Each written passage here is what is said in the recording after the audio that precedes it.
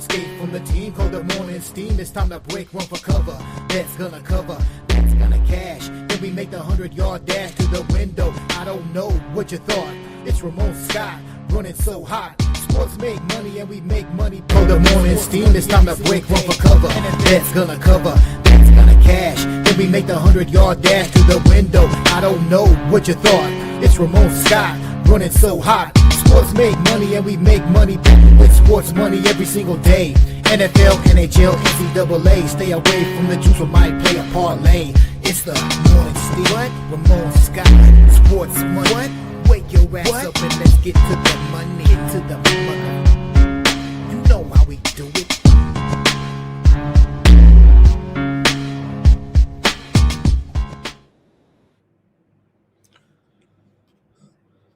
All right, a pleasant good morning to you from the sports betting capital of the world, Las Vegas. This is Ramon Scott, and welcome to the Morning Steam Show here for Tuesday, April 21st. We've got a great day of sports betting here coming up on the Sports Money Network. Today, we're going to join you here with the Morning Steam with our previews of the action here on Tuesday, and then we've got also at the noon hour, we've got the guys here, Sharky Waters, Mikey Money joins you with Bases Loaded, previewing the 15-game Major League Baseball card today at 4 p.m. Eastern, 1 Pacific, VB MMA picks. We'll preview this weekend's card here in Las Vegas. And then, of course, pre-gaming with Mikey Money, 5 p.m. Eastern and 2 Pacific. So got some great preview programming coming your way today here on the Sports Money Network. Thank you for joining me here as we get ready for our show. We'll recap some of the action from yesterday, and then we'll get to the games here today. We'll let a few people roll in. We've got a great crowd already forming here. So we're ready to go here on Tuesday for the action, and we'll get right to it straight away and talk about yesterday's games. Start, of course, here in the NBA with the action from Monday, and it was the Raptors over the Cavaliers. I'm sorry, the Cavaliers over the Raptors, 115-105. Another double-digit win for the Cavaliers. Donovan Mitchell, 30 points, 7 boards. The Cavs are up 2-0. They're minus 220 here now in this, 2,200 in the series here now. Game 3 on Thursday. Cavs a 3-point favorite at Toronto. Will the series kind of switch here where you get a chance to take some of these other teams down 2-0 here as home dogs when we get there on Thursday? Give 1 day for the travel, and we'll resume that series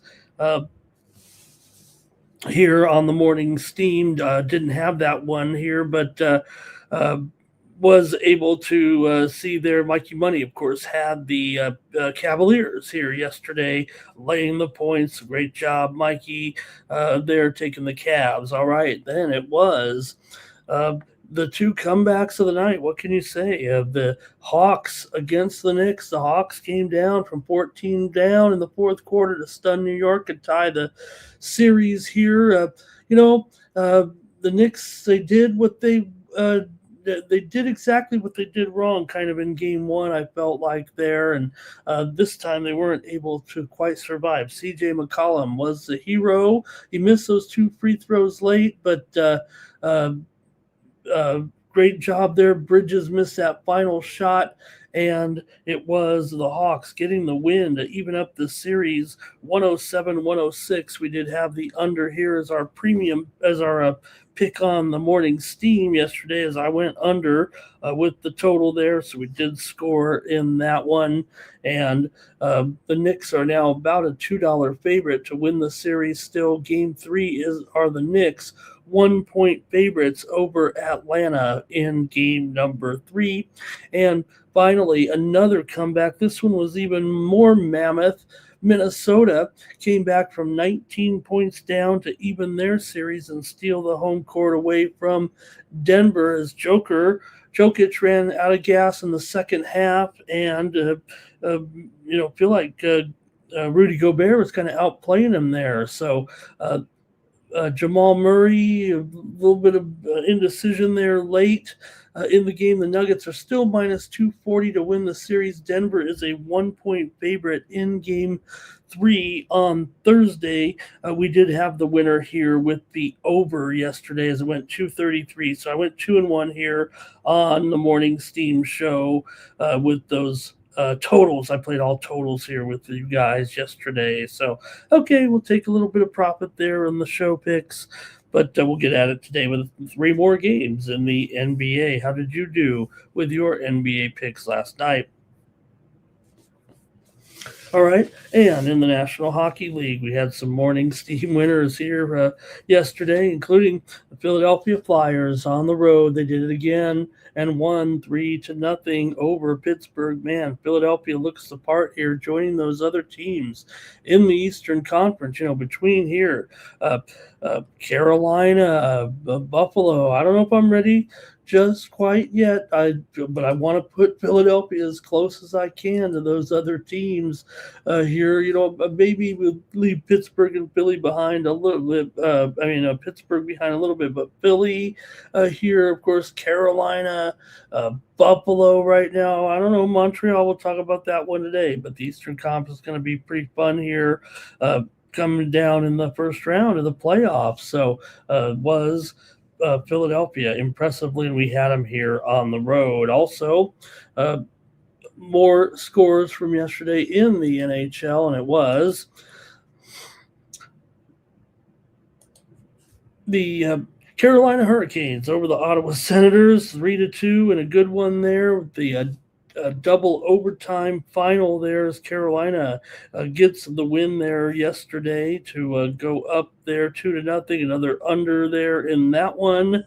And certainly a game where Carolina did exactly what they did last time, clog it up in the middle and able to, it was 2-2. There were some goals there heading into the third period, then no scoring for the third period, the first overtime, then the second overtime. Carolina's able to get that winner and take that one over Ottawa. Also, it was Dallas yesterday over Minnesota. Mikey had it there with his picks. Dallas with the win, 4-2 over Minnesota yesterday, and they were able to get that one done. Dallas gets the series even there with Minnesota. And finally, it was Edmonton over Anaheim, 4-3 in that one. We had there a premium pick with our picks over at winnable.com as we had the over with Anaheim and Minnesota. And you can get more picks from me like that one when you go over to winnable.com/Ramon.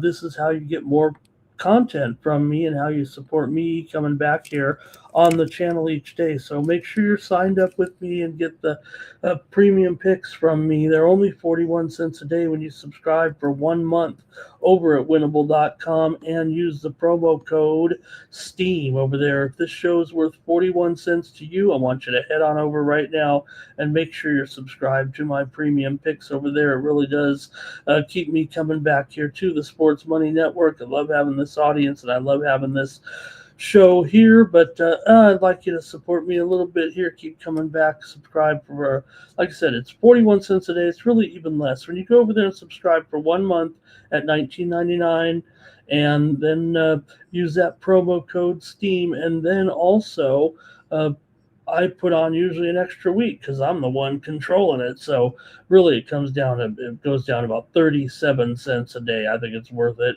here to support me on the channel. Okay, I'll just say it like that. So make sure you head on over there and get this subscription from me. You're going to get more than just Major League Baseball and NBA and NHL over there. You get lots of different sports from me. But one thing I will do here at the end of this show, someone is going to win 1 month of picks, so you can check it out for yourself. If you win, all you have to do is comment in the chat, say hello, or make a pick with me here as we get going with our show. So make sure you do that here and support me on the Sports Money Network. All right, and that's about it for the recap there. I think a little bit. We'll get ready for the shows here, previews here right now, and get on over to it. Thank you for joining me here on the Morning Steam. All right. think we got enough here to kind of get things rolling. It's going to be a long show, so we've got to get started here right away. But let me see who's here in the chat to join us today. Nick Handy is here. He's got the Guardians in the first five, or maybe that was yesterday. Thank you to Nick. Nuke is here. Good morning, everybody from Nuke. Kashkeen is ready to start. Public Enemy has his pen and paper ready to go. Here, talking about some of his winners yesterday. Everyone like this video and subscribe to our channel. Here, Nick says he has. I think these are the winners from yesterday. Oh no, there's today. That's today. That's today. That's Boston there. Okay, thank you, Nick. We'll get to the hockey here soon, but let's get rolling. Like I said, we got a long show, so I don't know what we can cover too much here. There's some other news going out there. Victor Wembanyama had the big Defensive Player of the Year award, the first ever to win kind of a unanimous award there, the biggest lopsided final vote tally there in NBA history there with that. So. All right, let's see if we can't get it started here right now. Here we go. Let's go right away to the NBA. Like I said, we could be here. We could be right up. We could end up here right up against the guys with the noontime show with as much as we've got to cover today. So we'll try to, keep it a brisk pace, okay? The Philadelphia 76ers are at the Boston Celtics here to open up the NBA playoff card here tonight. And we got Boston, a 14-point favorite over the Sixers right now. Of course, still Joel Embiid continuing to miss action here right now with the recovering from his appendicitis surgery. And that's not great because Philadelphia definitely is a team that needs Embiid in the lineup, no matter what anybody says, in order to win the game anyway. They don't necessarily need him to cover the spread here, but I don't know. Maybe they do. It hasn't looked too great so far here for Philadelphia in game one as they got blown out in that game by, 32 points? Was it 32? Yeah, 32 points in that opener, 123-91 as the Celtics were able to get that victory over the Sixers here. So try to find, maybe where the Sixers have some advantages. Maybe they can get the money here, but they're just 2-5 in their last 7 against the spread. Boston's 7-1 straight up and against the spread in their last 8 games coming in. Boston's won 9 of the last 12 between the two teams. Philadelphia's gone under in 7 of their last 8, including 6 of their last 7 on the road. Boston and Philly have gone under in 4 of their last 5 matchups, and Boston's gone under here in 4 of their last 6 games coming into this one. So what do you have here in the chat? How I do it is I'll comment on the game, make a little preview, and you're welcome to put your picks in the chat. We'll flash them on the screen, put you on record here on the morning steam. So Boston's in pretty peak form right now. They've dominated the matchup, obviously. The defensive profile of the Celtics, allowing just 107 points per game, has been kind of the difference so far in the first game, and maybe between these teams overall. They also covered in March. Boston won 114-98 at home, covering 9 points. Philly did win here in this series anyways, at home back in November, 102-100 over Boston. But Philly's offense seems to have stalled right now, and Boston's half-court defense here that kind of becomes magnified once these games get out of hand. And if Philly can't get anything going, even with the big number, Boston has consistently created enough space between opponents at home. They've been a very strong home favorite all season long, even before Jason Tatum came back, and has not exactly been favored by 2 points in these games. They are usually favored hefty at home this season. So I think everything kind of points to a little bit of an under here, but I'm just going to take Boston here, minus 14 again. I think with the total, we could see kind of an instant replay there a little bit. Like I said, Philly's been going under for sure. Boston's trending under, and the head-to-head skews under. So Boston dictates their pace. They force Philadelphia into inefficient possessions, while Philly has really not shown the scoring consistency right now to get that score over. If they scored 91 and 98 in their last two games against Boston and they're on the road here, a blowout script could favor another under. I'm going to take the Celtics. Let's see what you guys have in this one. I'll lay a favorite here right now. Let's go to the chat and see what you guys have as we roll here on. Get started on the morning steam. Here's Cash Kane. He likes the Celtics laying those points. Bar says the Knicks crushed that parlay there yesterday. Cash Kane's on the over here in this one. Greg's here today. Atlanta money line, Minnesota money line yesterday. Boston here for Public Enemy. Bar is going to take the points and go under. Says game two always different.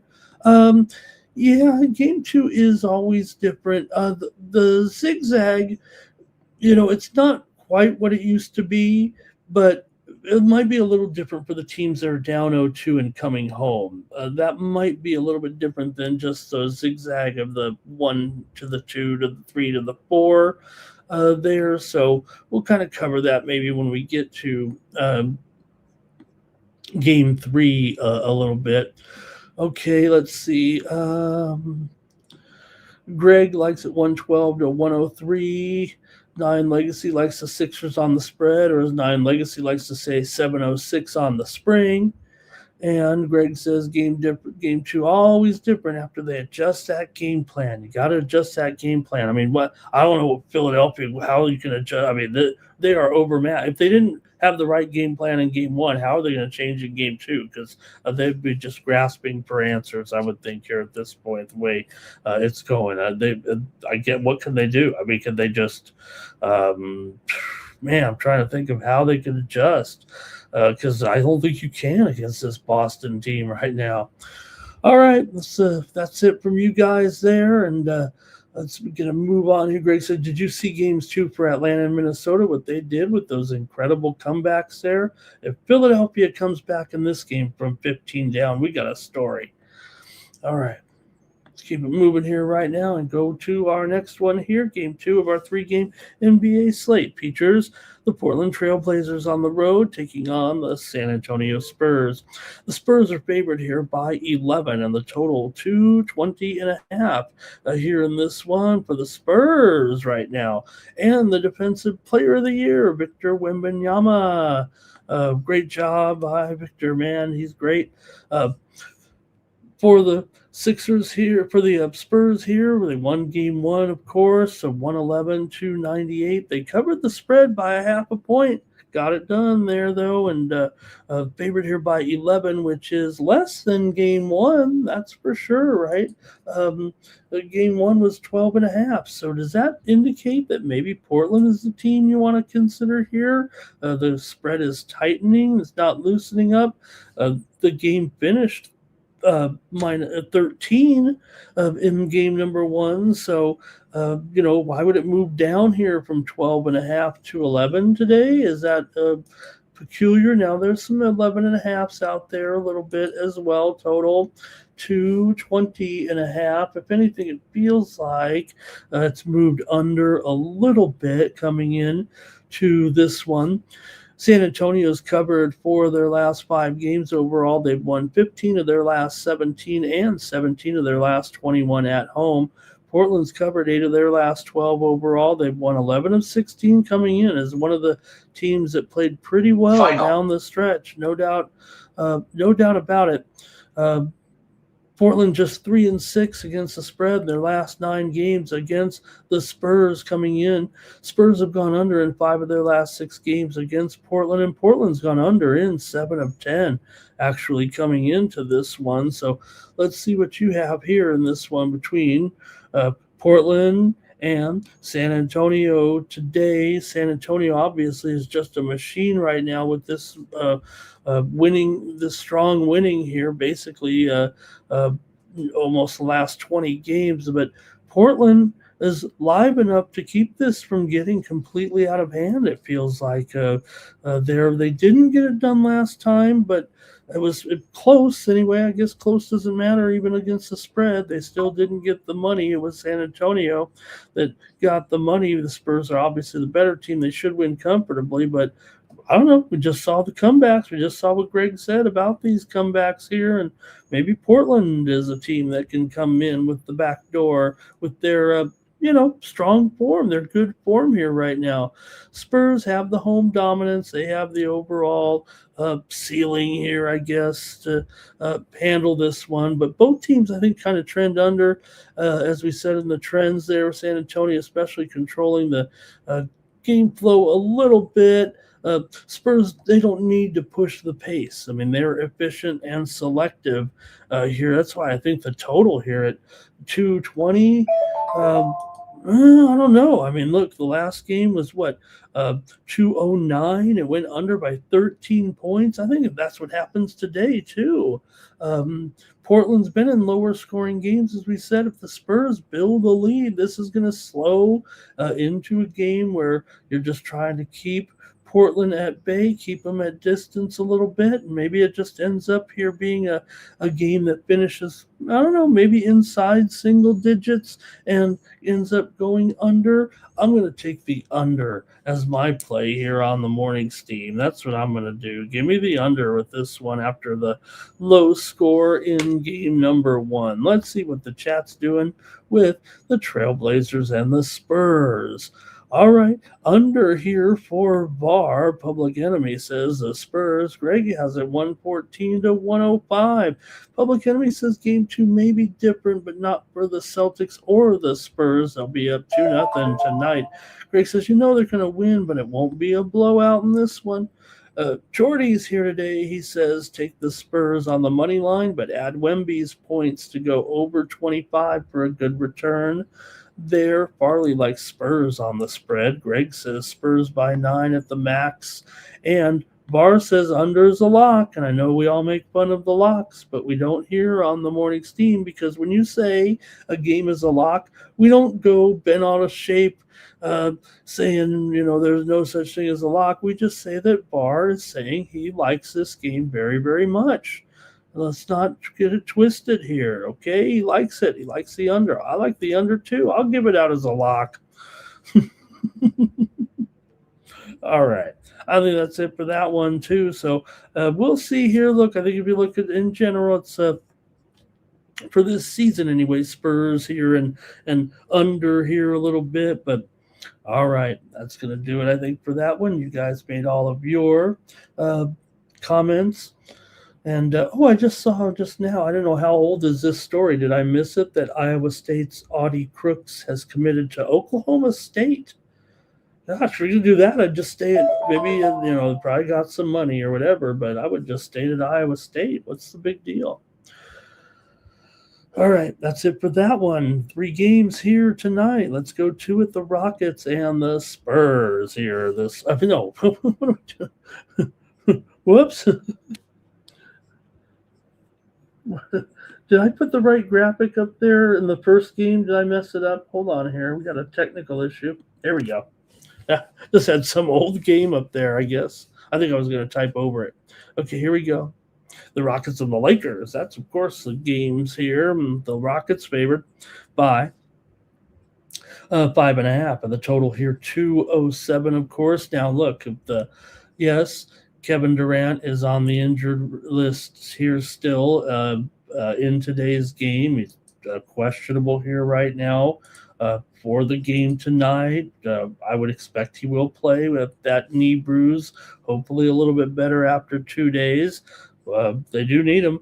Here's the thing. Remember, when he was ruled out of the last game, basically the line went from 5.5 to 2.5. The fact that it's 5.5 right now to me indicates that Durant is expected to play. Now, last time the same thing happened, so I don't know if it was, if we do see it go, that he's out, maybe it will go down to 2.5 here, right? A little bit. So, but we'll see if KD is going to play. I mean, feels like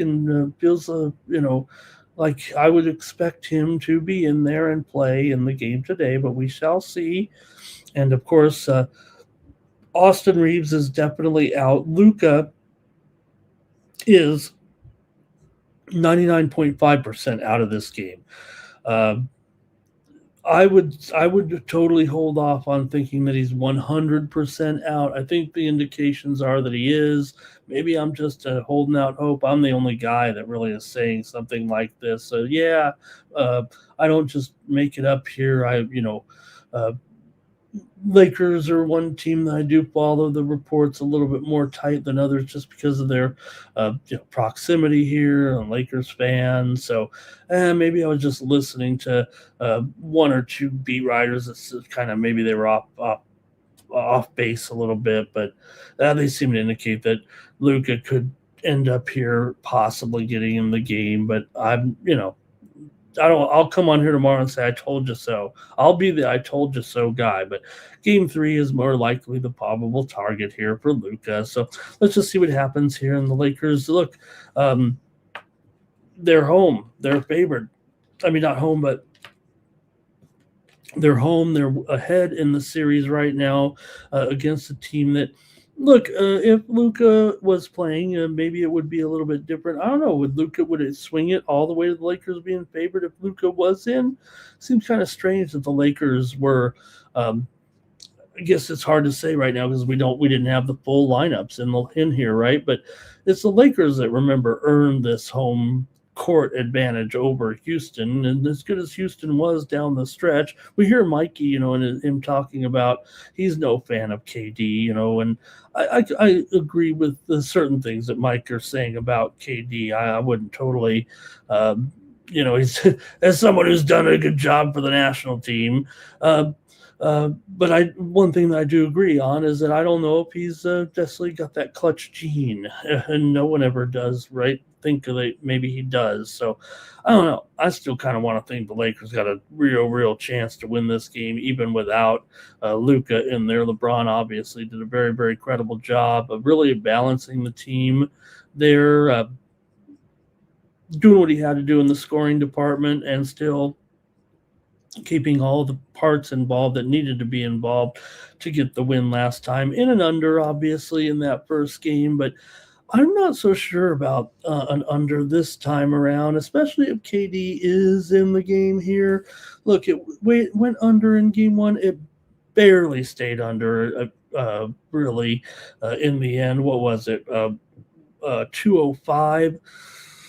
205, and the total was 208.5. So I'm going to go over in this game. The trends aren't necessarily going to point to that being the case here right now, I don't think. Houston's gone over in 6 of its last 8 games, but the Lakers have gone under in 5 straight right now, and 4 of the last 6 meetings have gone under. Lakers have won 16 of 20. They've also gone 4-1 against the spread in their last 5 games. Overall here also, Houston just 1-5 straight up, 1-6 against the spread in their last 7 games against the Lakers overall. So they'll have to overcome that a little bit here. I mean, the spread is a great equalizer. You just don't brush it off and say, well, they'll cover now because of no Luka and KD's back in or whatever. It's still a spread, and the Lakers seem to get the most of it when they play Houston. Houston's won 9 of their last 11. Hey, we were rolling with Houston a little bit here down the stretch. So let's see how you guys have it. I'll go to the chat before I yawn my way to to a nap here. But let me hear from you in the chat. I don't think the line currently matches the form of the matchup history, despite the personnel issues that both teams are having here, whether positive or negative. Houston struggled badly in this matchup. I think even more telling, Houston is laying points on the road. The Lakers are still kind of a surging team overall. And, that seems like it's a fade spot against Houston here still. So I know a lot of people are going to bounce back on Houston here, and KD is a great player, no doubt about it, but the Lakers have experience. They have half-court execution here that can keep them in the game here. Remember, Houston here is still favored by 5.5, not just to win the game. They've got to cover nearly cover a 6-point spread here tonight. So let's see how you have it. I still think the Lakers make it a grind, but I'll take it over here as my official play. I like it over here. Just sneak over. I don't think it's going to be 220, but I don't think it's going to be. I think it's going to go maybe to 210 here in this one. It almost went over last time, and that was a real sweat for me there because I was on the under. Let's go to the chat and see what you have with the guys over there and the gals if we got them here. Let's see what's going on. All right, here we go. Rockets and Lakers. Okay, here we go. Var says, what about the college baseball card here today? Yeah, Var, let me check it's Tuesday here, obviously, so I'm going to definitely try to get something together for sure on today's card. Got a lot of night games, so probably have a handful of games, I would think, for sure tonight. I apologize for the loss there yesterday as I went under in that game between Cal Baptist and Cal Santa Barbara. I had a pretty light day of the premiums here at the Sports Money Network, but we did have the Ducks and the Oilers over as our premium pick winner. As I said yesterday, we also went 2-1 in Major League Baseball with the Astros and the Guardians game to go under, the Orioles and the Royals over, and I had the Rockies and the Dodgers over. The loser was the Guardians and the Astros. I know I didn't cover the recap there too much yesterday. Maybe we'll do it before the baseball section here, but I just wanted to get the show started because I know it's about a 2.5-hour show today here. So we'll look at some college baseball, though. I think that's the question, and I think that's the answer. Definitely going to look at this card today. There's some good matchups, so I'll have some premiums over there. Hopefully, Bar. I know Bar's on board here. Bar's got subscription for the next year, I think. All right, he's on the Lakers, also +5.5. Lee Mathis is here today. Stop Gio is stopping by. Greg says he likes the Houston, but it is going to be close, and he thinks the Lakers can cover. Barley says take the Lakers in this one, and let's see here. Greg says it'll be 4 points tops, I think is what he says there. Good to see Barley in his profile there. Mark says same total. Take the over this time. Thank you, Mark. That's what I'm saying. Same total. You're going to get a little bit more flow here, I think, right now. Greg says Houston wins in a nail biter. Also here, Blazers on the spread and under. Lakers on the spread and over. Jordy says he likes the Rockets money line, and he'll add Sengun to go over his 20 points to make some good numbers.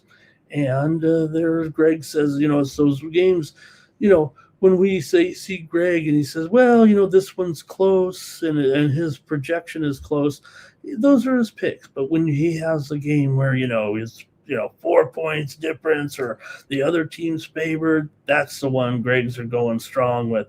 And everyone, like this video, subscribe to our channel, says Nuke. And and Mark and I both cashed the under last time, and now over here right now. All right.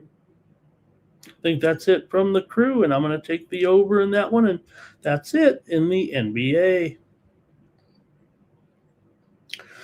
All right.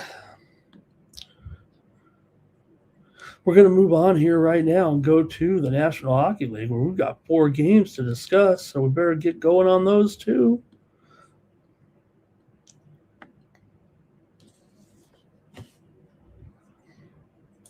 And here we go. First up, it'll be the Canadians and the Lightning here today. The Lightning round. The Lightning round is over. Okay, Lightning here again. I'm just going back to kind of the same theme. I don't want to totally just say let's do the same thing here a little bit, but look, we're here with the Lightning at $1.85 again. 2 teams that finished with the same exact amount of points this season, 106 points. The Lightning did have, basically twice the goal differential as Montreal, if that's a that's a thing, right? I think they outscored their opponents by 47 goals or, plus minus anyway. And the Canadians were just like plus 25. So maybe there's a little bit of that in there. But it's Montreal who looked a dominant team there in game one. And now you're right back here with the Lightning $1.85 again. Makes no sense to me. Yes, I'm a Montreal fan. I think they're looking great. I'm really excited to see them doing well. And I didn't mean to leave them out of the hot Eastern Conference teams. But and look, Dobis is in there, and he's been doing a great job. Canadians really have three goalies they could kind of go to a little bit, it feels like, but you got to ride the hot hand here a little bit. But come on, $1.80, $1.90 now. Okay, so now not only are they building in the Lightning tradition, their success here of late. Montreal's kind of a newcomer to maybe postseason success if they can get a round or two or a win or two, right? But now what we're also factoring in here is the Lightning going to bounce back and get the win. So I don't know if that's the case, right? It feels like Montreal was a much better team anyways here. So I can't support the Lightning here at the price. And if the Sharps want to do that, hey, good on them, okay? But it just doesn't feel right to me. The Canadians playing better. They just basically dominated that last game against Tampa Bay, 4-3. I won't say dominated, but it did feel like they were in command, the entire way. That maybe the Lightning here, to get that game to go overtime, but hey, Montreal still won on the road. That's the point here. Maybe the puck line is the way to go, although the puck line price is a little bit too expensive for me to want to give out here on the air at minus $1.65. So let's go to you guys first, though, here. But I think I'm just going to go back to the same thing that I did last game, if that's okay. Montreal's won 12 of its last 15 games. They're 7-1 in their last 8 on the road. Tampa's lost 5 of 7, but they are 13-7 their last 20 at home, and they've also defeated Montreal in 13 of the last 20 meetings between the two teams. 6 of the last 7 meetings between the two teams have gone over. We just saw it go over there 4-3. 9 of the last 12 overall have gone over as well. But something's up game 2 here. I'm kind of thinking that maybe it's going to be tougher to get to 6. Now, I know we always say, hey, boy, I wish it was 6.5 or whatever. Those talking heads like that, I even get mad when I catch myself doing it, and it's $1.60, and we're like, oh, I wish it was $1.40.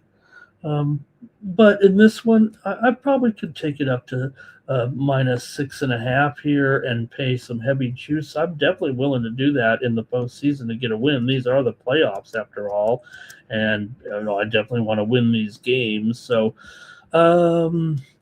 it might not be a full wholehearted endorsement on it might be, but just to be sure, 6.5 is only minus $1.55. I say it like that. I may even come in on a premium later at 6, but I'm going to have to take Montreal. I'm going to just have to take Montreal on the money line. I mean, this to me, it's the same situation. It feels like here. What are we doing at 2? It's evenly balanced here. Okay, maybe Montreal does not have this postseason experience, but they're in peak form right now, and Tampa is, I don't know how to say it, they're trending the opposite direction with a 2-5 run. Now, even with Tampa's historical edge in this matchup and the current form, I think the road confidence of Montreal here makes it pretty sharp, man. I'm going to take Montreal again to win here, and I might be saving the total here a little bit. Now, I know I'm not going to get a better price or anything. I'll figure out how I'm going to do it. I may just have to bet it here because, like I said, I'm not going to send out a game. I'm not going to send out a bet and say, hey, let's go under 6 at minus $1.55. But just know if I don't put in the premiums, or even if I give it out at 6, I mean, I might want to make sure that hook is in there. This matchup constantly produces offense. There's no doubt about that. But, some of those games are kind of going back to where before Montreal was playing this well, but still it went 7 goals, and there's 7 goals in that first game. So, and both teams average 3.5 goals a game. So I know a lot of people. I see a guy on YouTube nowadays with a chalkboard, and he's like, if team A has a 3.5 goals against and a team B has a 3.5 goals against, we're going to go over 6.5. Well, that seems pretty easy. I mean, heck, I'll just look at the goals for and goals against every time and bet totals. I don't think that's going to be a winning formula. Let's go to the chat and see what you have to say. I'm taking Montreal again because the price is too high. The rent is too high. Okay, here we go. Public Enemy does like the under here in this one. Greg says whoever wins game 2 wins the series 75% of the time. Wow. Come on, Montreal. Let's do it. Let's do it.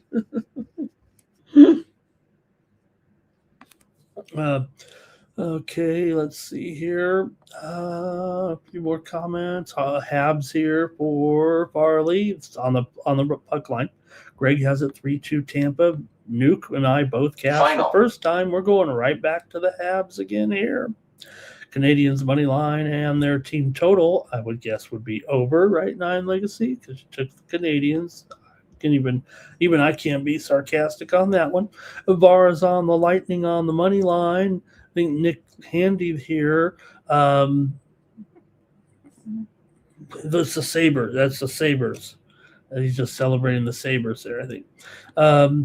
Let's see. Mark says same deal as the Philadelphia game last night with the Pittsburgh dipping like the Lightning. You got to take the dog here, Philadelphia. Now, Philadelphia's playing better than Montreal, I think, as good as Montreal's been on the road. This Philadelphia road thing is really something.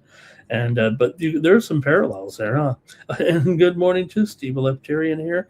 Canadians puck line for Jordy, and Steve likes the under. I'll take the Canadians here. My Montreal Canadiens. They used to hoist that Stanley Cup, man, in the 70s, and I was a fan.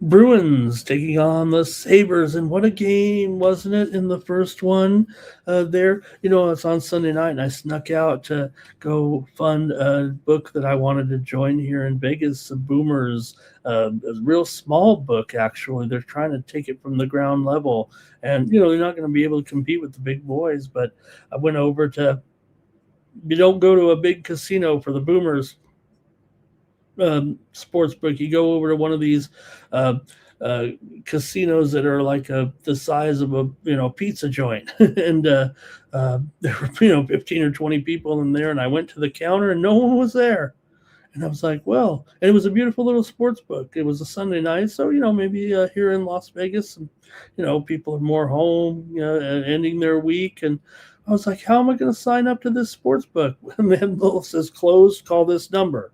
I was like, I could have did this from home, but no, you got to be inside the place so they can geolocate you when you make the deposit and sign up. So they helped me over the phone there, and I got signed up. And I was watching this game, and Buffalo was struggling, of course, and down there to Boston 2-0 in that first game. But once they got that first goal and those fans started to press their faces against the glass, the comeback was on, and Sabres eventually get the win there in game 1, 4-3 in regulation. Now here's the bummer. I took them on the puck line, and it was 4-2 until 7 seconds left when the Bruins scored that goal, and they stole that puck line from me. And look, I did say on the air, right? I got to take the puck line because I just can't lay $1.70. So maybe I'll do a -1 or whatever. Hopefully you did, or hopefully you're on the Bruins plus 1.5, whatever the case may be. Okay. Speaking of college baseball, today's game between Texas San Antonio and Texas A&M has been canceled due to bad weather, and it will not be rescheduled. So let's see what you're going to do here. Look, Buffalo, this is how good they've been, right? I mean, they've been so hot and incredible and playing well at home in Boston. This has got to be the most wild home road dichotomy for playoff team. It seems like right now they are not doing it on the road at all. Boston has lost 5 of their last 6 on the road, but it kind of even goes longer than that. It feels like they've lost 6 of 8 overall. Buffalo's won 5 of 6 coming in, 4-1 at home in those last 5 games.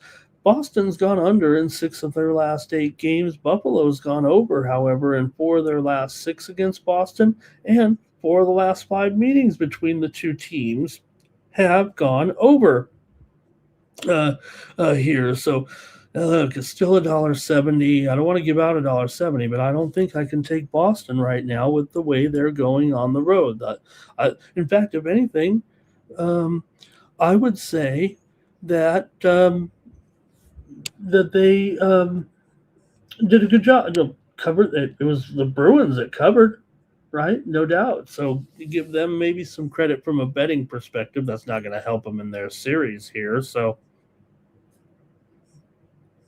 I still like Buffalo, but I might just have to back off and maybe go to the total just because of the the big line here. That's just the way it is here. So yeah, Buffalo's surging, Boston is spiraling. The Sabres average 3.5 goals per game, and the Bruins are averaging 3.3. I guess if you look at the chalkboard man, he'd be going over in this one. But Sabres have the better rhythm here. Boston does trend kind of under, actually. But Buffalo's pacing home, the scoring push, the way we saw it last game, right, is the reason why it ended up going 4-3. And I'm not saying it was a fluke there at the end of the game, but man, was I mad there at the I was watching at that sports book there. So the recent head-to-heads do lean over, and if the Sabres control the script, maybe they can, it'll go over just because of the way they're going here. Let me go to the chat and see what you have here. Boston, Buffalo, game number 2. Let's see. Here come the plays.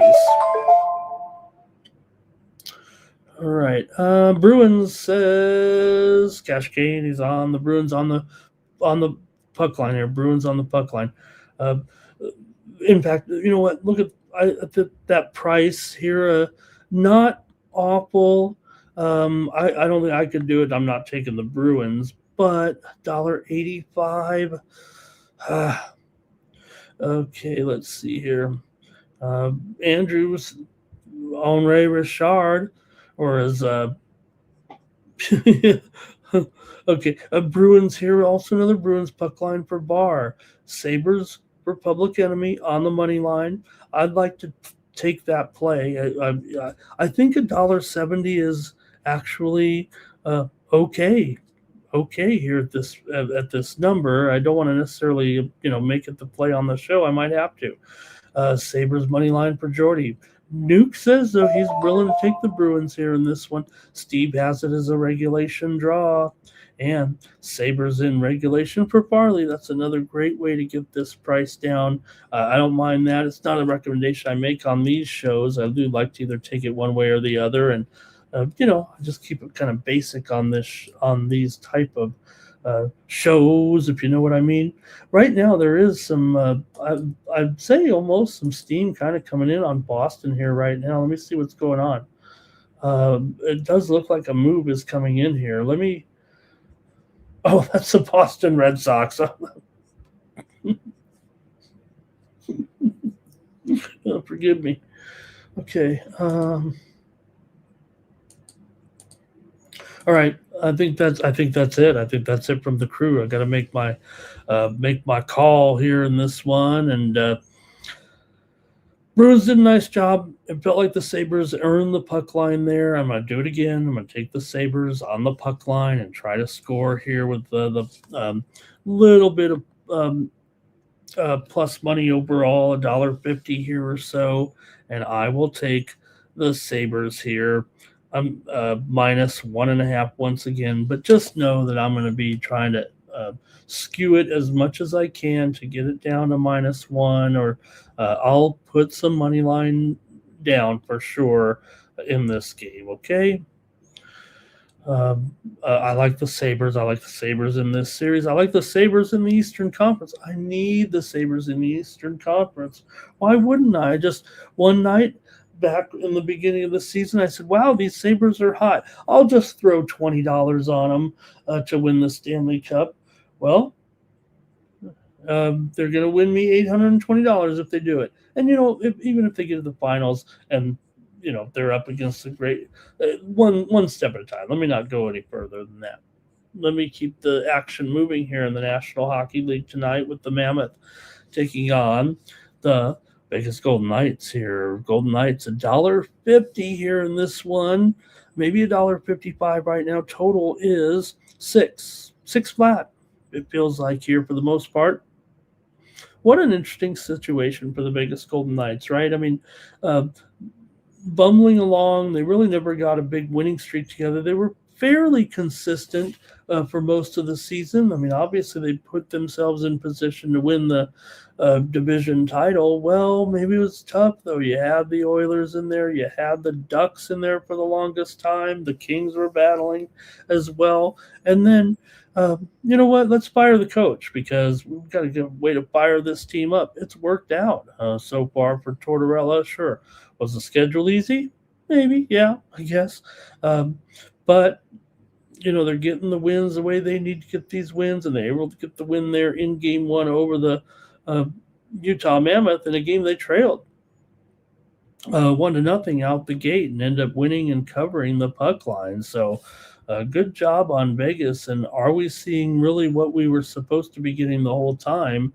And that was, Vegas being a very, very strong team and being a Stanley Cup contender. I will say the only other futures bets I have are on Vegas to win the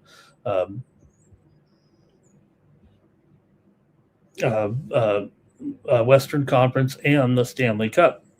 So I'd like to see Vegas play Buffalo if I had my druthers.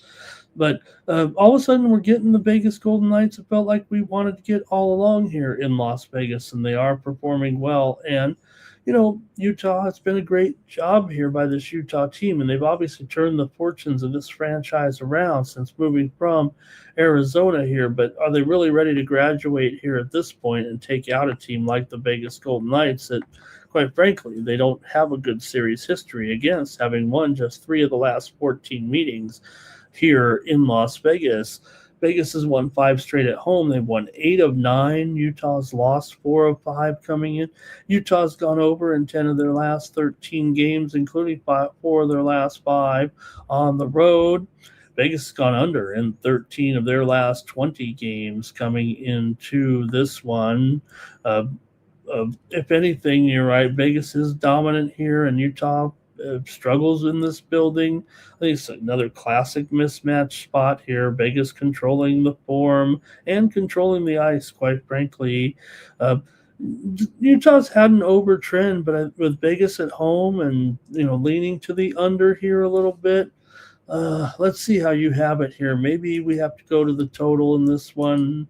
Vegas is getting up there a little bit. I'm okay with a 150 on this show in the playoffs anyway, but let's see how you have it. If the Knights dictate the pace, it becomes a game where they're going to limit Utah's scoring chances. I think that maybe the Vegas situation is totally turning around here, bringing in a guy like a Tortorella here. Maybe it's fluky. I don't know, but let's see how you have it here today. I'm going to go to the chat in this one.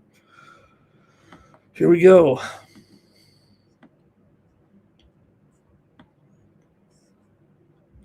Bar's on the under here. Public Enemy's on the under. Here come the unders. Farley's on the Vegas money line. Jordy's on the Vegas money line as well.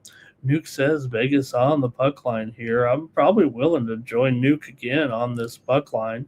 Again, kind of the same as the last game. I feel like I want to take this home team in this situation, and $8.50 is a little bit more palatable than maybe laying the run line here, or at least a little cheaper. 9 Legacy. Bruins money line. in Vegas on the puck line there. I'm going to do that too. I'm going to take them on the puck line, but I'm going to be all over the place here, I think, with uh, Vegas tonight. I'm going to try to find different ways to kind of make this a little bit lighter here. Look, good return on the puck line, and I don't, they got it last time, so I'm going to trust them here to do it again. We have a Vegas team here that they obviously have the now 3 straight division titles for this team. Yes, they'd like to get back to the promised land here. And look, going into the season, I thought Vegas was going to be the team to beat in the Western Conference. They still might be when it's all said and done. Finally, it's going to be the Kings at the Avalanche tonight, and you've got the Avs, a $3 favorite in this one. Hefty line here for Colorado. But, as good as they've been here, they're hot again. They've got a great goaltending situation here right now with Wedgwood as the main guy here and Blackwood as well. What do they call it?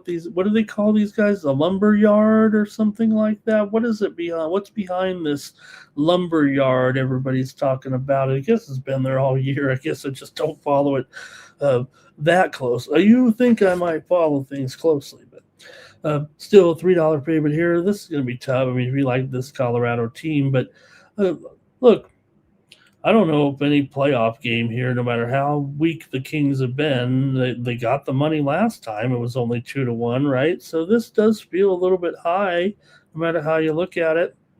Sure, Colorado's awesome, and you've kind of dominated too in this series overall. So they've won 5 straight at home against the Kings. Colorado has won 6 of their last 7. Kings have dropped 7 of their last 8 to Colorado overall. Kings are just 2-5 in their last 7 on the road. Colorado's gone under in 9 straight games, and the Kings cannot score goals. So Kings have gone under in 5 of their last 7. Colorado under in 5 straight at home as part of that 9 straight game under streak. So look, the Kings' problems might even be I don't say well documented, but we've talked about it plenty here on the show, how the Kings definitely have the scoring issues, and now when you got to go up against the number 1 team in the conference, it's probably going to be even more magnified here. So look, at 5.5, it's shaded to the over. I mean, you might even get even money or plus $1.05 here on this one, and I don't know. I probably think it's going to be 2-1, 3-2 here. I don't see the Kings scoring in very many goals. Hopefully they'll get blown out here, but let's see what you got here. And all right. The plays are coming in from the chat here. We'll see what you guys think, but it does seem ridiculous as a playoff game. The Kings haven't done what we wanted them to do this year, but and also, I mean, the chalkboard man would say, hey, the Avs are 3.7 goals, the Kings are 2.7 goals. I guess that wouldn't cover a puck line, would it? Colorado, though, this under here, man, come on, it's going to be another low-scoring game. Okay, here we go in the chat. Colorado puck line here for Public Enemy. Bar is going over, but 5 goals. Greg says it'll be 4-2 Colorado. And Stop Geo says you can't get the -1 anymore. And, you can always make your own -1, but it is a lot easier when the book offers it. Maybe in the playoffs they stopped doing it because, one of the things that's happened here, and Nuke says take Avs puck line. Also, Barley does it, and so does Jordy. But one thing that has happened, does happen here for the postseason, right, is, look, the way some teams, when you get into the third period, the Kings are a great point to talk about this, right? Because the Kings are the team where, they were they made a living this season off of getting 1 point. Yes, once they got to overtime and the shootout, it was a disaster for the Kings. They don't have the, um, the skill, if you will, to be effective on a shortened ice, a 3-on-3 situation or in a shootout. We're trying to, was not their strength. But if they can get to overtime now and make the game about playing a full type of hockey game on the ice, I think that helps them. Whether or not it helped them in this series, I mean, this is the only series they got. If they don't win it here, obviously. But if I'm the Kings, I'm trying to get to overtime. I'm just trying to eke it out and trying to get this thing to overtime and give themselves one chance to win here. But I think that's, one of the reasons why maybe the -1s aren't there as well. But the Kings are a team that played for overtime during the season. That's why they ended up with the most overtime losses. They still got all their points, and it paid off in the end.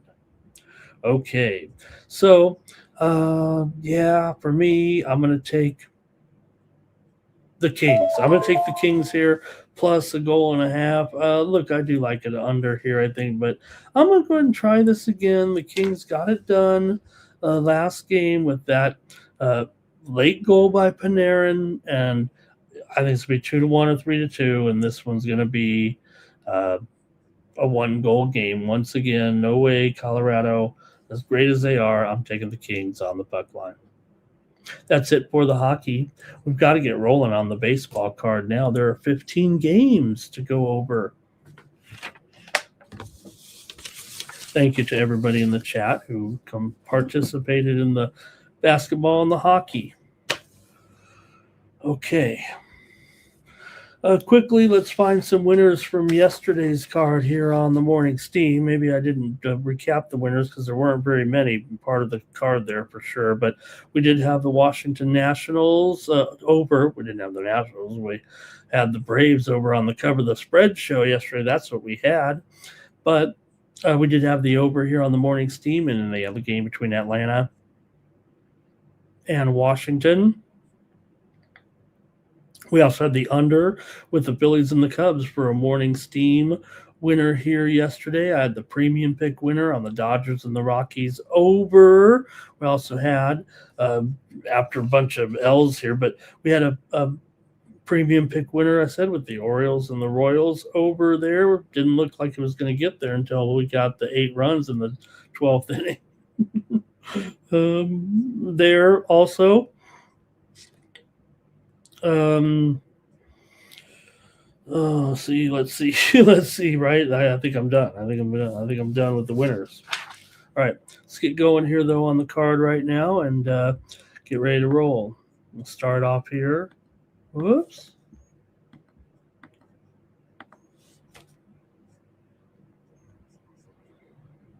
Here are the Astros taking on the Guardians. Guardians $1.50 total here.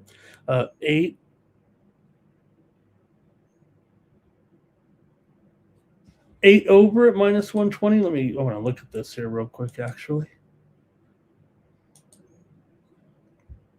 Okay, it's either 8.5 under, 8 over. It's a little bit split right now between the books, so that's okay. But let's see here. You got Parker Messick. Parker Messick is the story in this game, that's for sure. 1.05 ERA, 3-0 record, coming off those 8 no-hit innings last time out, even though he gave up 2 runs and had to be removed from the game and need a little bit of help there. He has the strength and stamina to go the distance. Now, yes, you're going to run out of gas here eventually in a lot of these games, and hey, you're not going to throw a no-hitter for 8 innings every time out. But Messick, the left-hander with that low trajectory, the way he comes in with those thick thighs. That's what he's got. He's got those thick thighs, really pushes off strong, and I think that's what makes him so effective. I don't think it's a fluke, what we've seen from Parker Messick. He's not going to have a career 105 ERA or anything, but he might be a guy that can hang around here a little bit and be a very good major league pitcher. And he's already shown that he's a somewhat here the real deal. Houston finally broke their winning streak last time, though. They won it 9-2 yesterday over the Guardians, and they did beat up on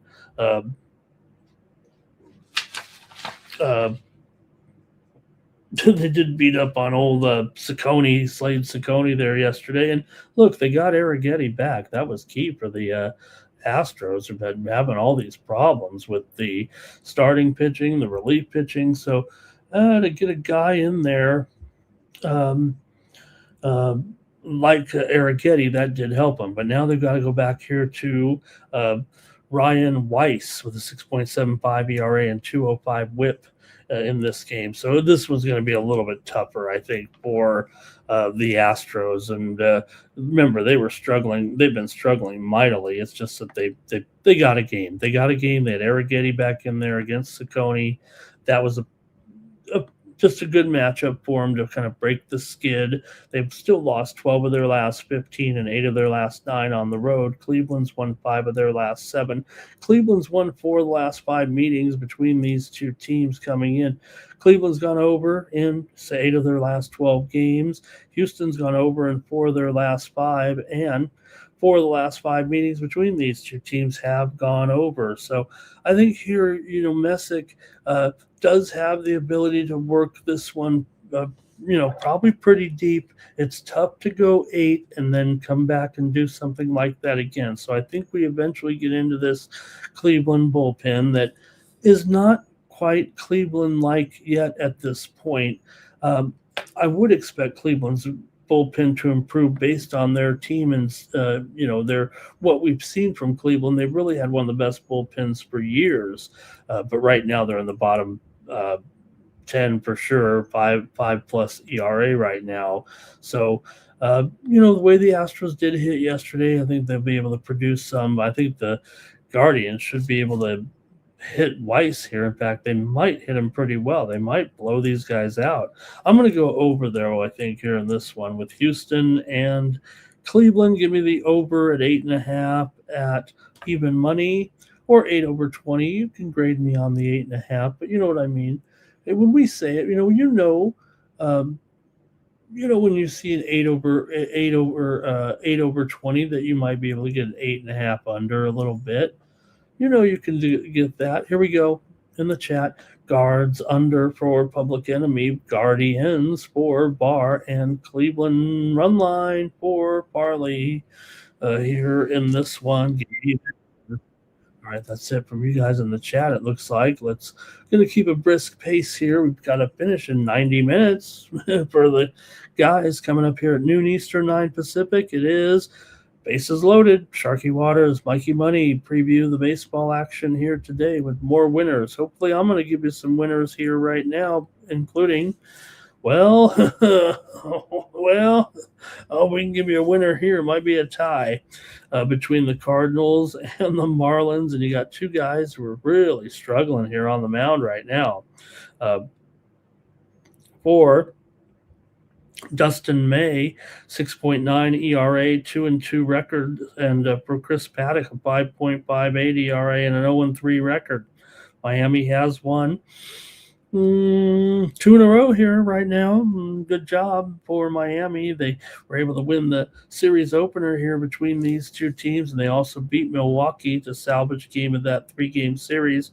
For St. Louis, here they had their winning streak ended with the loss yesterday to Miami, but they've been clicking for sure. St. Louis has been among the hotter teams in the league here, and also doing it kind of on the road a little bit in good offense as well here for the Cardinals right now. So let's see how you have it. St. Louis has gone over in 7 of their last 9 games. They've won 5 of their last 6, including 4 of their last 5 on the road. The Marlins have dropped 7 of 10 coming into this one. And not only that, the Marlins here have lost 6 of their last 9. Or I'm sorry, they've beaten the Cards in 6 of the last 9 meetings between the two teams. Miami's gone over in 14 of their last 20, and they've also that's dating back to last season. They've also gone over in 8 of their last 11 at home. They're right now 8-6 to the over at home, but these two teams are a combined 27-15 to the over so far this season. Look, the Cardinals are playing better than Miami right now. I mean, they're 13-9, one of the better records going here so far this season. Meanwhile, Miami's just 11-12, but they are 9-5 at home. They've been a home favorite, I think, in every game so far. Talking about the Miami Marlins, and they are here again in this one right now. So let's see how you guys have it. The Cardinals, obviously, this is a near pick'em game. Cardinals are playing better. Do you like May or Paddock? I feel like the chat, I haven't looked yet, okay, but I have a feeling they like Paddock better, and I'm not sure I do. I think I still like Dusty May over Paddock. Let's go to the chat, though. All right, and Farley's got the over, and that's it. So not much. Tough game. I know it's a tough game here in this one. I'm going to take the St. Louis Cardinals here. I think I agree there with Farley. I think you'll see some runs scored for sure. But give me the Cardinals here in this one. I like May over Paddock. I know the Cardinal right now. If you maybe look at this. Maybe we're going to get in the bullpen a little quicker, maybe a little quicker in this one, just because what we've seen so far from these two starting pitchers, it has not been pretty. Let's just face it. But I think the perception is that Paddock's profile is a little bit cleaner than Dustin May's early numbers here so far. But I'm going to rely on May. I think May so far he's had more peak moments. I don't know if that helps him here right now, but remember there was a time when Carrot Top here was the next big thing with the Dodgers, right? And the two tragic, not tragic, it is kind of tragic because he has such a live arm, but the injuries that he suffered here, and maybe he can get some type of resurrection here with the Cardinals. The numbers wouldn't indicate it here so far, but does have a couple of wins. So sometimes that's all you need to build some confidence right now. Now, the Marlins bullpen is better by a wide margin, but I'm not too, 3.35 ERA for Miami, 5.36 for St. Louis. But I think St. Louis will improve. They're hot. They prevent teams from, kind of putting rallies together a little bit. Miami is going to make this game tough. This will be a close game. I'm going to take the Cardinals here in this one. Look, there's red flags all over these starters. I know that. The teams trend over as well. So neither offense is facing an elite game bullpen, late game bullpen. So as long as May keeps the hard contact down and maybe tries to reduce the traffic on the bases, I'll take the Cardinals. Okay, that gave me a little bit more time to see if anybody else wanted to comment. Public Enemies on the Marlins and VAR is on the under. Thank you, guys. The Milwaukee Brewers are on the road here taking on the Detroit Tigers. This is a sneaky good game. Maybe we haven't seen so far the Tigers really going off here just yet. I mean, we have high expectations, but they are 8-1 at home. Milwaukee here, 12-9. They've done a good job. They've been streaky. They were hot early, went through a slump there in the second week, and now they're hot again here. It feels like 12-9. They've got the slightly better record than the Tigers here, and they've won 5 games on the road here so far this season. It's virtually a toss-up here between Kyle Harrison going here for the Brewers. Harrison, 3.06 ERA for the left-hander, 1-1 record. Keter Montero goes for the Tigers. He's at a 3.3 ERA and a 1-1 record so far. So they credit these pitchers for doing a nice job so far this season. Milwaukee's won 4 of its last 5 games. Detroit's won 8 of 10, and they're clicking at home, like we said, 6 straight home victories here for the Tigers coming in. This is the first game of the series between these two. Milwaukee's lost 13 of their last 20 on the road dating back to last year, but they are 5-4 this year on the road. And for Detroit, they've gone over in 4 of their last 6 games with Milwaukee, over in 5 of their last 7 at home against Milwaukee right now. So let's see what you have here in this one between the Cards taking on the Brewers taking on the Tigers here with Montero going up against Harrison here. I think the key for me is just the fact that the Tigers have been so awesome at home here right now with that 8-1 record so far, and they're also 7-2 on the run line at home so far this season. Although just 8-6 is a run line favorite, they were a run line underdog a couple times in there. Let's see what the chat has to say in this one, and then I think I'll make my pick if I didn't already hint there what I'm doing. Okay, let's go to the chat here in this one with our first interleague game of the night between the Brewers here and the Tigers. Detroit's home form, it does stand out. Montero's been efficient, and the Tigers have the better matchup edge, I think, against Milwaukee's current lineup that they've been rolling out here right now with guys here like Frelick not doing much, Gabe Sanchez not clicking yet, Bauer's not getting it done here. The guys who are, you got Contreras, you got Bryce Terang also. Lockridge has been fine, but that's about it really for this Milwaukee lineup here currently. Harrison's pitched well, so this is no easy matchup here for the Tigers despite their home dominance, it feels like right now. But Detroit just very stable. This is a real strong home record that shouldn't be ignored here. So I think you could be with 2 good starters here. Maybe it will be a well-controlled game. The total seems high for having these good starters here at 8.5 right now. It feels like.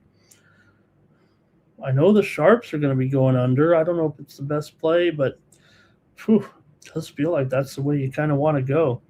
All right, I'm going to take the Tigers, though, in this one at home to keep that great streak going right now. I think I got to take Detroit as the better play here in this one. Let's see what you got here in the chat. Oh, boy. Brewers for Jordy. Brewers for Bar. And Farley has first 5 under here. All right. Thank you, gang. I will take the Tigers to keep it rolling right now. Look, the Tigers got it. You figure their record right now. This is not where they were maybe expected to be here at 12-11. Hey, not bad. Brewers 12-9 right now. So these teams should be continuing to perform well and, be teams that are over 500, right?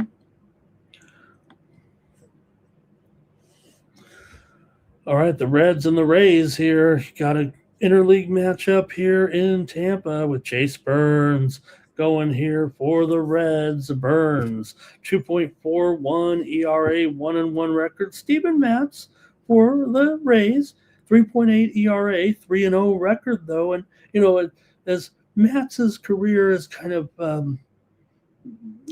taking a turn, it's definitely not.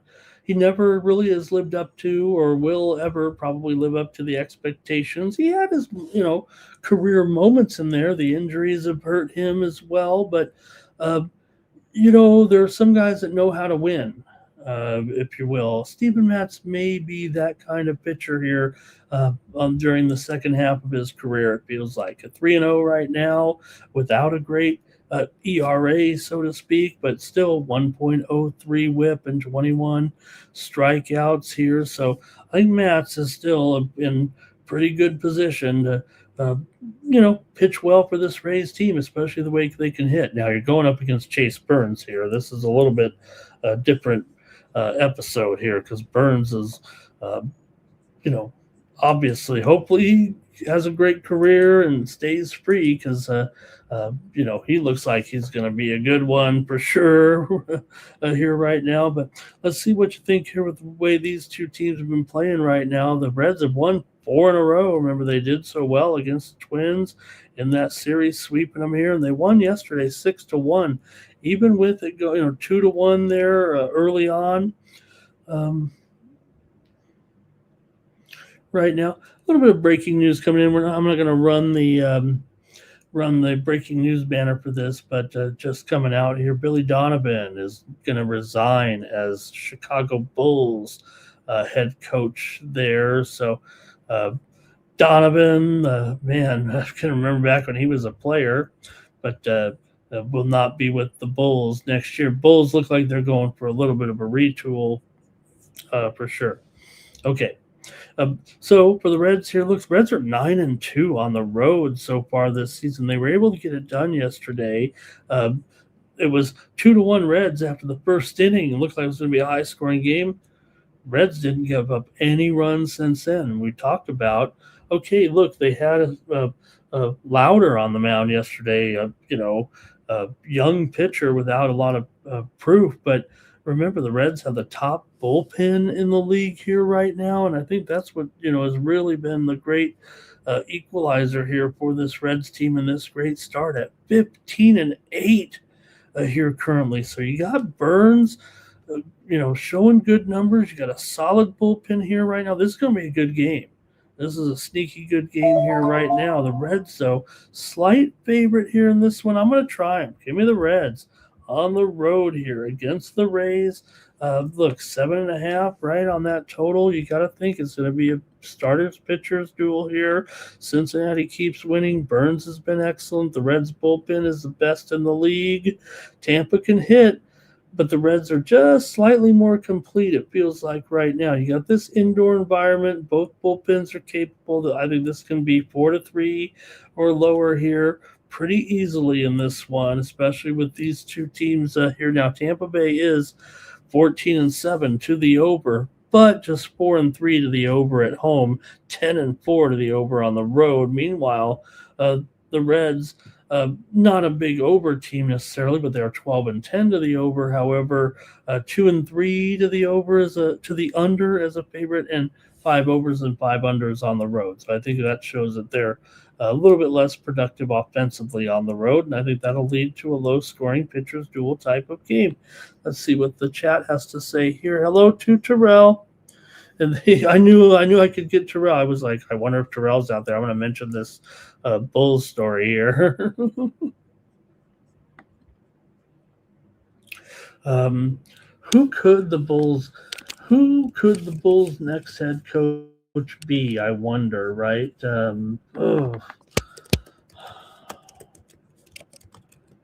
me see here.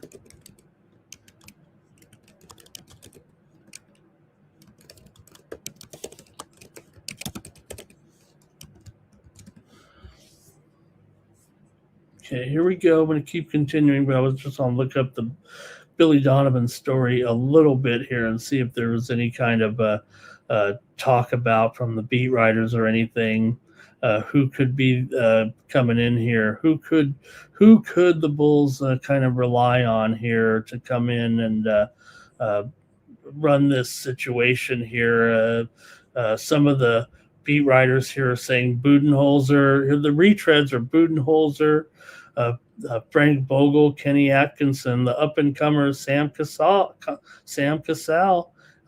Adrian Griffin, and Chris Quinn is being named in a lot of spots here. Mark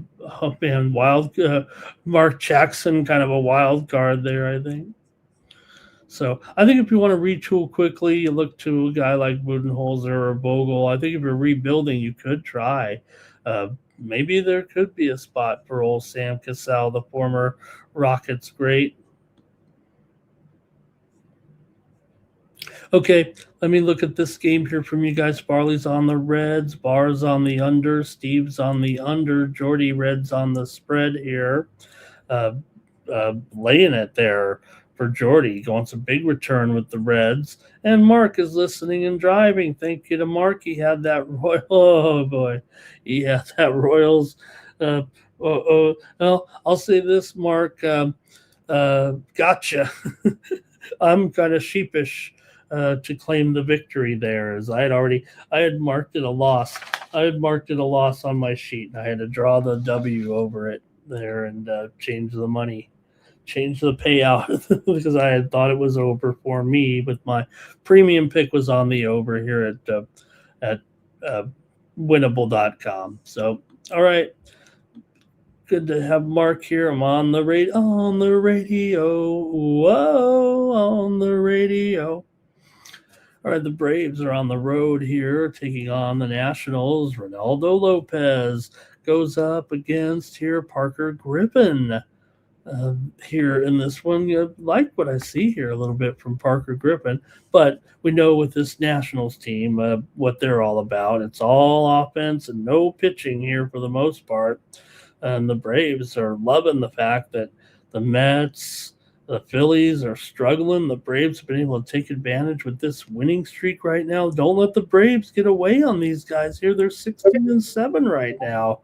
And when you've got these two stalwart teams that are supposed to be right there struggling, man, the Braves are 14-5 as favorites so far. Washington's 10-13.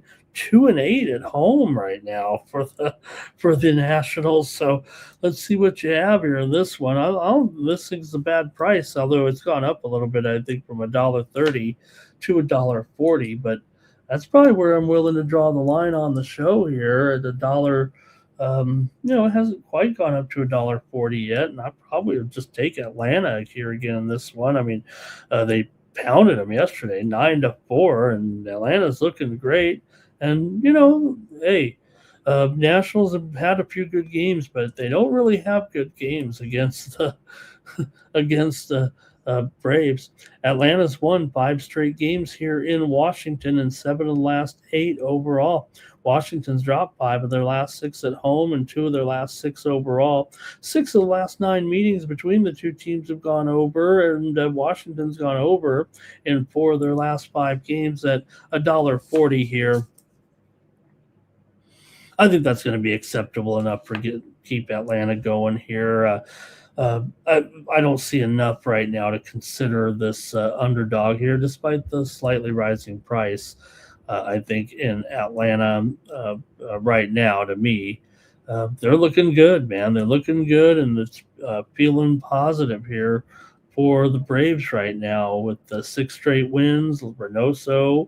Ronaldo Lopez has been sharp, and the Braves have the second best bullpen in the league, 2.61. So we know Washington can score, but Atlanta's been so steady, rotation-wise, in the late innings even here. And it might go over just because, with Griffin here, you look at the numbers overall. Look, I like Griffin, but 3.04 ERA, 2-0 record. There's got to be regression coming for a younger pitcher like this. Lopez, 2.1 ERA and a 1-0 record so far. He's been real good. 1.11 whip. Griffin, 1.26 whip coming in. Let's go to the chat and see if they have anything in this one real quick. It's going to be Public Enemy on the Braves-Nats game to go over, and Farley likes the Braves here on the run line.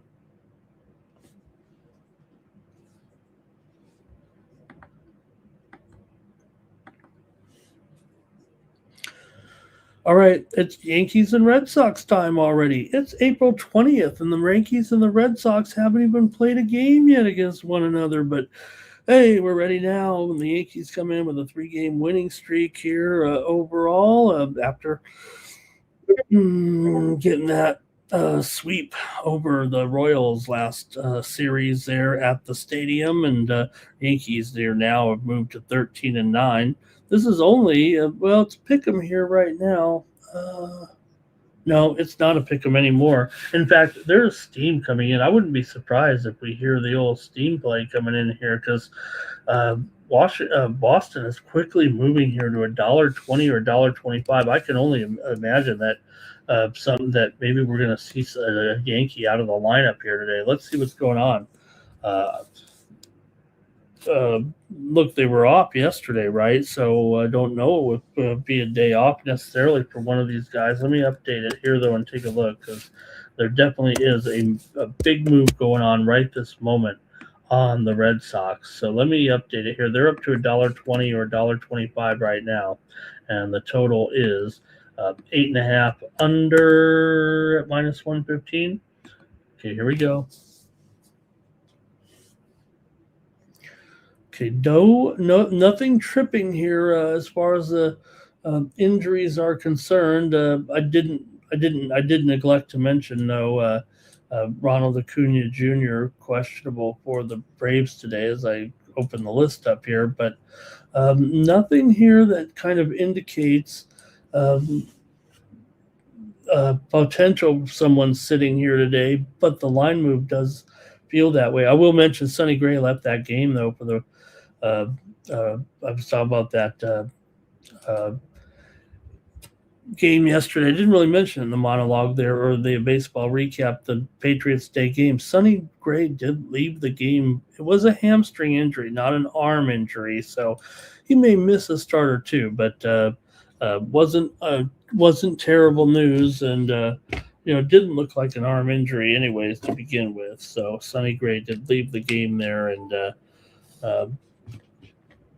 all right, let's go to it here right now and see what you think. It's Yankees Red Sox, so you can throw the statistics out when these two teams meet. Let me read you a bunch of statistics.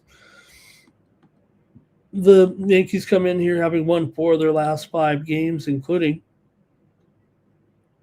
2 and 4 in their last 6 games on the road. They've won 4 of 5 overall, yes, but Yankees have won 5 of the last 7 meetings between these two teams overall coming in here right now. And Yankees also have gone under in 4 of their last 6 games. Boston's gone over in 6 of their last 9 games overall. Boston's gone under in 10 of 14 games at home dating back to last year.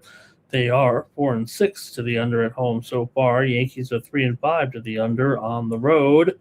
Boston and the Yankees have gone under in 5 of their last 6 meetings, and they've also gone under in 5 of their last 6 meetings here in Boston. I think you've got a pitcher here like Luis Eel, poor numbers here right now and not cutting his weight here. 7 ERA, 0-1 record, but facing this Boston lineup could be a little bit easier for him. For Connerly early here, 2.28 ERA, 1-0 record for this young Boston hurler that, good start. Hopefully we see good things from him. For Yeel, you got to figure he's got to figure this out here soon, or is he injured here? Maybe the move is basically fading Yeel in the matchup here. So let's see what you guys think or how you think about this, because I think that's it feels like the major concern to me is how you're going to attack it here with Luis Eel.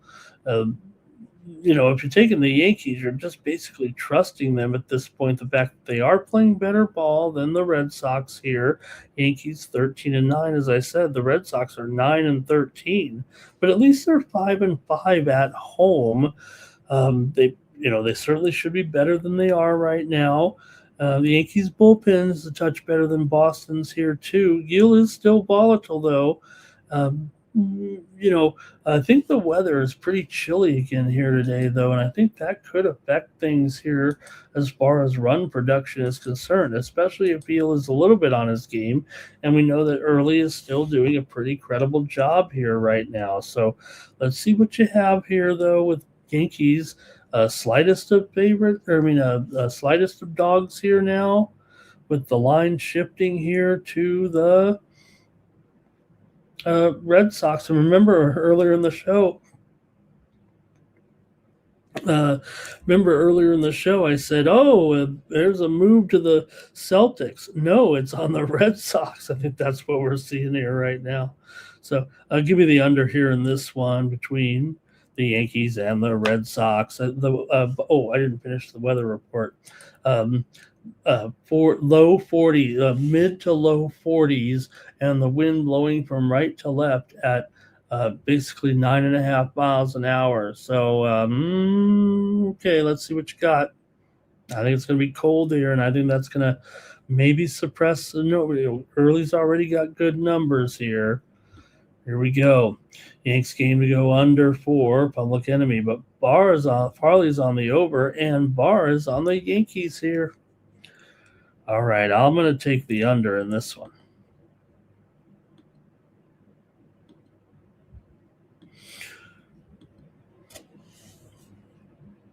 All right, next up, we've got the Twins here and taking on the Mets.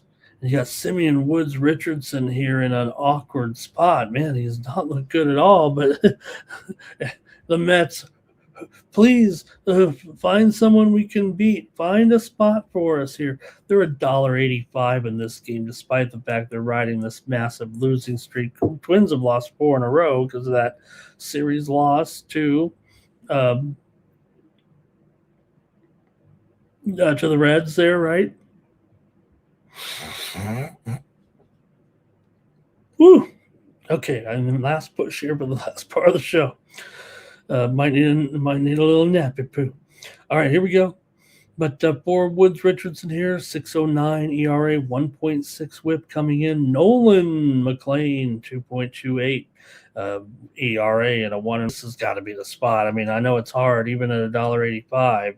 You're like, well, yeah, maybe the Mets can finally win, but they're $1.85 here in this game for a team that's lost 10 straight. What is it? 10, 11, 12. They've been losing games for the last 2 weeks, it seems like. I know that. Talking about the New York Mets. They've also lost 5 straight at home, but Minnesota's dropped 4 in a row. They're also just 6-14 their last 20 against the Mets. Mets have gone over in 4 of the last 5 with Minnesota. Minnesota's gone over in 7 of their last 9 coming in. I'm going to be that guy. I'm taking the Mets on the run line. Let's go, Mets. Let's go. Look, I took them here a couple games ago. I don't remember if I took them at the beginning of the streak. Probably. Nobody thought this was coming. But since this losing has been going on, I did go with them in 2 or 3 games ago there, and obviously they lost. So let's see what you got though in this one with the Mets and the Twins, and got to win one some year here if you're the Mets. But I'm sure nobody wants to lay $1.85. I'm going to take the run line, actually. The Mets have been awful, but this has got to be the spot. You've got Nolan McLean here. He's got the big edge over Simeon Woods Richardson. What's going on with Simeon Woods Richardson, right?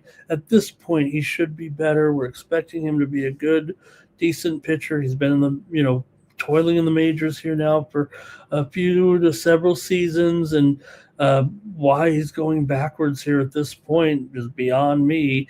Minnesota does trend over, but this total, I think, is more about McLean controlling the game, and the Mets offense is still unreliable. Soto is probable here, though, so good enough here on that. But the Mets, with this terrible losing streak, they're 3-6 at home, 7-15 overall right now. Minnesota, at least they're 9-6 as an underdog. If you're looking for some way to get on them, Twins here right now. So let's see how you have it. I'm going to go to the chat here with the Twins and Mets. The Mets are not producing offensively. The Soto win there. Maybe Woods Richardson, who could get it together. We know McLean can probably deal here. Maybe it is kind of an under game, but I'll go ahead and take the run line. Let's go to the chat here. It's a Farley on the Twins, Jordy on the Twins. Both guys taking that run line. Look, it's not as attractive as it looks to me, but I get it. And that's probably the Twins to hang here. But man, they are struggling too. They are on the run line at minus $1.45. So it's not awful, but I'm not doing it. I'm taking the Mets. Twins money line over over the highest payroll, right, Terrell? It's hard to run when you got all that money in your back pocket. Right. I think that's it for you guys in the chat. Do you want to keep it moving here right now? The stock market was having a good day until about 2 seconds ago. And all of a sudden, boom, we're going downhill because um, I don't know why. All right. Hey, Phillies and Cubs here. Look, interesting matchup here with the Phillies in this one. The Phillies, we said that we did it yesterday, right? The Phillies, they've lost. I got to change it now. They've lost 6 in a row. The Cubs, they've won 6 in a row. Yesterday was 5. For the Phillies here, Jesus Luzardo, 7.9 ERA, 1-3 record. What did the wise man once say? They're gonna kick the heck out of Jesus Luzardo, or was it Jesus Luzardo is gonna kick the heck out of? I don't remember what the man said, but uh, rest in peace. For Shoto Imanaga here, 2.45 ERA and a 1-1 record coming in. The Cubs are on this winning heater for sure right now. And hey, when you got Imanaga obviously outperforming a guy like Luzardo right now, and look at the line. I mean, it's $1.20. It's not $1.30 or 40 or 50 here for a Cubs team that's on fire, and the Phillies going the opposite direction. Eventually the Phillies are going to turn something around here right now, but currently here 2-8 in their last 10. They're 0-3 as an underdog this season.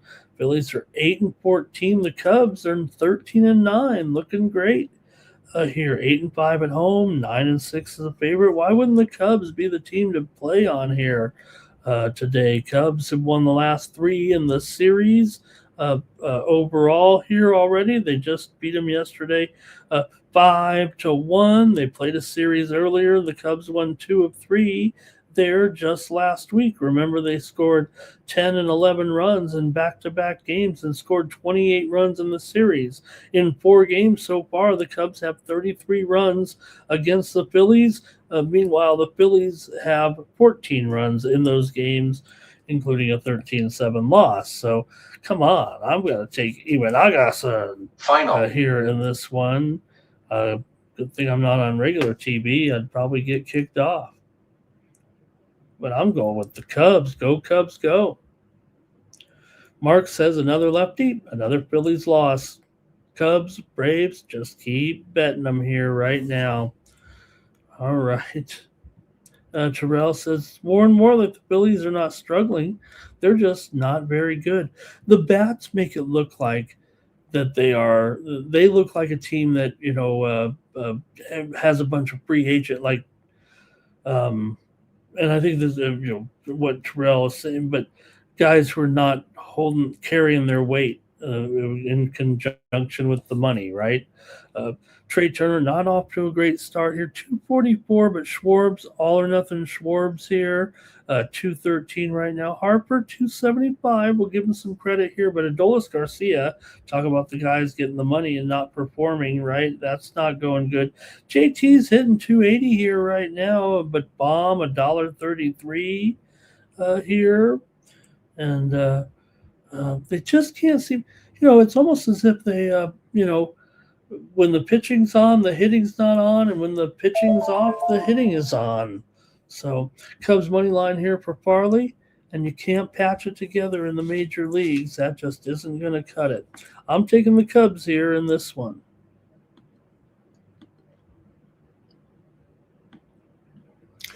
Orioles and Royals, and well, like we said, and I apologize there, but I did get the over here in this one. Hey, sometimes it works out. Think of all the bad beats you get, and you get one your way. Royals, that were struggling here right now. The Orioles won again 7-5 in that game once we got to the 2-2 game in the 12th inning there.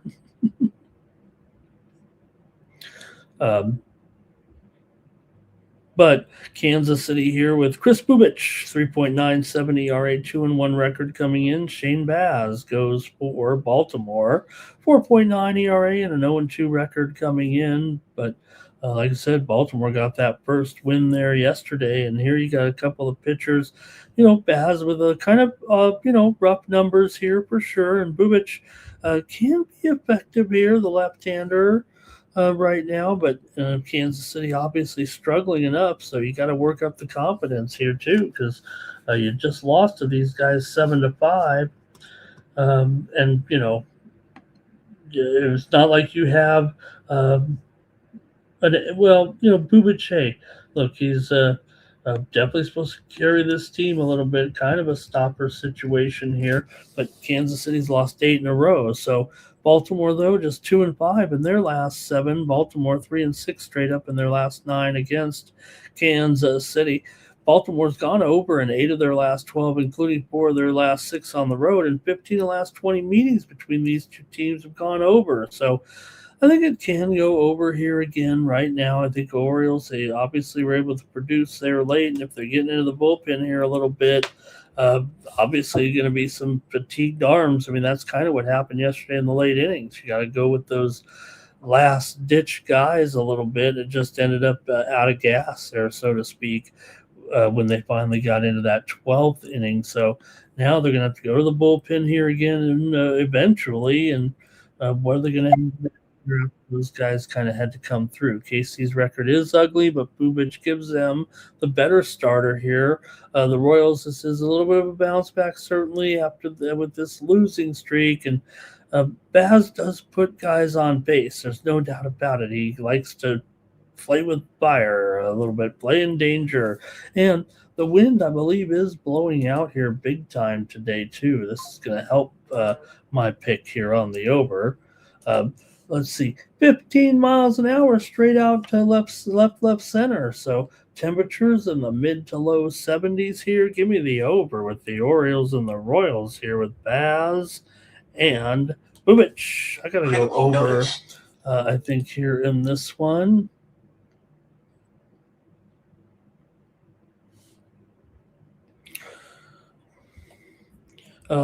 Let's see here. Baltimore's gone over 13-10 to the over right now, 5-3 to the over on the road. The Royals are definitely the Orioles are an over team, but the Royals are 8-15 to the under. However, they are 5-6 to the under at home and 6-7, 5-7 to the under as a favorite. So the roll is okay here. I think the over is where I want to go in this one. Let's see what the chat said. Baltimore and Kansas City. All right. And Mark said he said there'd be 20 strikeouts. We needed 12 innings to get there, but hey, Royals here for Barr, Public Enemy on the Cubs, Barley's on the O's, Public Enemy's on the O's. This game's attracted more attention than any game on the board here today. Jordy says, give me the Orioles on the run line here. And Terrell says, Philly's got to fix that order there. I think so enamored with the home run nowadays, and it's the small ballers. Look out, unless you really have the true sluggers. But when you got those swing and miss sluggers, I don't want those guys anymore. We'll give some credit to the guys that are still around doing it, but I don't want any more swing and miss sluggers. I think it's a downfall here, especially, I don't want to tie everything back to ABS, but ABS is a great equalizer, man. I mean, I almost wish they would trust their confidence and challenge more in a way. I think they let too many just about league wide in general. Too many guys who you see the batter wish he's like, I should do it. It's always a batter that has the contemplative, because the other guys are too busy, pitcher and catcher throwing the ball back and forth. Maybe they stare at each other once in a while and try to get the signal, but you see the batter, he's like always in a moment of hesitation, and then it passes on doing it. Okay, let's see here. Mark says 21-9, 27 total. Oh, the strikeouts. Oh, great. Oh, they got it in 9. Oh, wow, yeah. Maybe I better rethink it here with the over. You don't want to be striking out with these guys on base. But I will say there yesterday, right? The combination Bradish and Lugo, little bit better than Baz and Bubic. I know that Mark thought so too. The Pirates are on the road taking on the Rangers. Now, the listed pitchers here on the screen say Majinski and Rocker, but I believe both teams will have an opener in this game here. I don't think it's official on any of the sites or anything. Let me see. No, but just be careful on this one when you do your betting and you wouldn't want to take action in this game just in case, because if you take listed pitchers and if they list Majinski and Rocker and all of a sudden, because Majinski I believe has had an opener here and I want to say multiple games, and didn't Rocker also in his last start. So just be careful here. Remember what I always say is I always want my main starting pitcher as when I designate the listed pitchers or action, I always want my designated pitcher there, but if you know your guy could have an opener, you just got to take action here in this one, I think. Okay, let's go to it, though, with the Majinski. Everybody knows that I'm a big fan of this guy right now, and hey, he's a dog right here with these hot Pirates here coming in 12-9 right now, looking good. There are alternating wins and losses. 12-9, I mean, it's not overwhelming, but for this Pirates team, man, great start. 13-9 now, of course, there. With the Pirates here coming in. This is a new series here, of course, but we'll see what you guys got here with the Texas favored in this one. Texas coming off the series loss to Seattle. Meanwhile, Pittsburgh won 2 of 3 against those bats of the Rays. So for Majinski here, 1.77 ERA, 1-0 record. Rocker, 4.3 ERA, an 0-1 record. He's a little bit off his Rocker here at this point. Majinski's been very, very solid. Why you'd even need a opener here, especially against this Rangers line, we'll see if it does. But for the Pittsburgh Pirates, they've won 12 of their last 18 games. Texas has lost 4 of 6. Pittsburgh just 2-6 in their last 8 against Texas. They play just 3 games a year, but Pittsburgh has gone over in 12 of their last 18, including 4 of their last 5 on the road.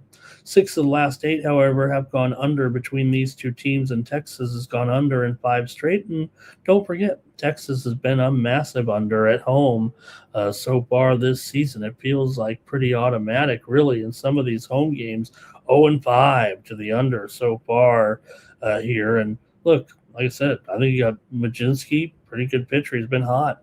Rocker, supposed to be pretty good, a good prospect here. I don't know if these are the numbers that we're looking for, but it's going to have to learn and grow here still. And they're trying to manage it with an opener here that it could be maybe a low-scoring game. Pittsburgh is 13-9 to the over for the most part here. But again, like I said, Texas, all these games at home, man, they're always going under right now. It seems like I got to take the Pirates in this one with my man Majinski here. Going today in some form or another, maybe after the second inning, maybe at the beginning. Let's see what the chat has to say right now.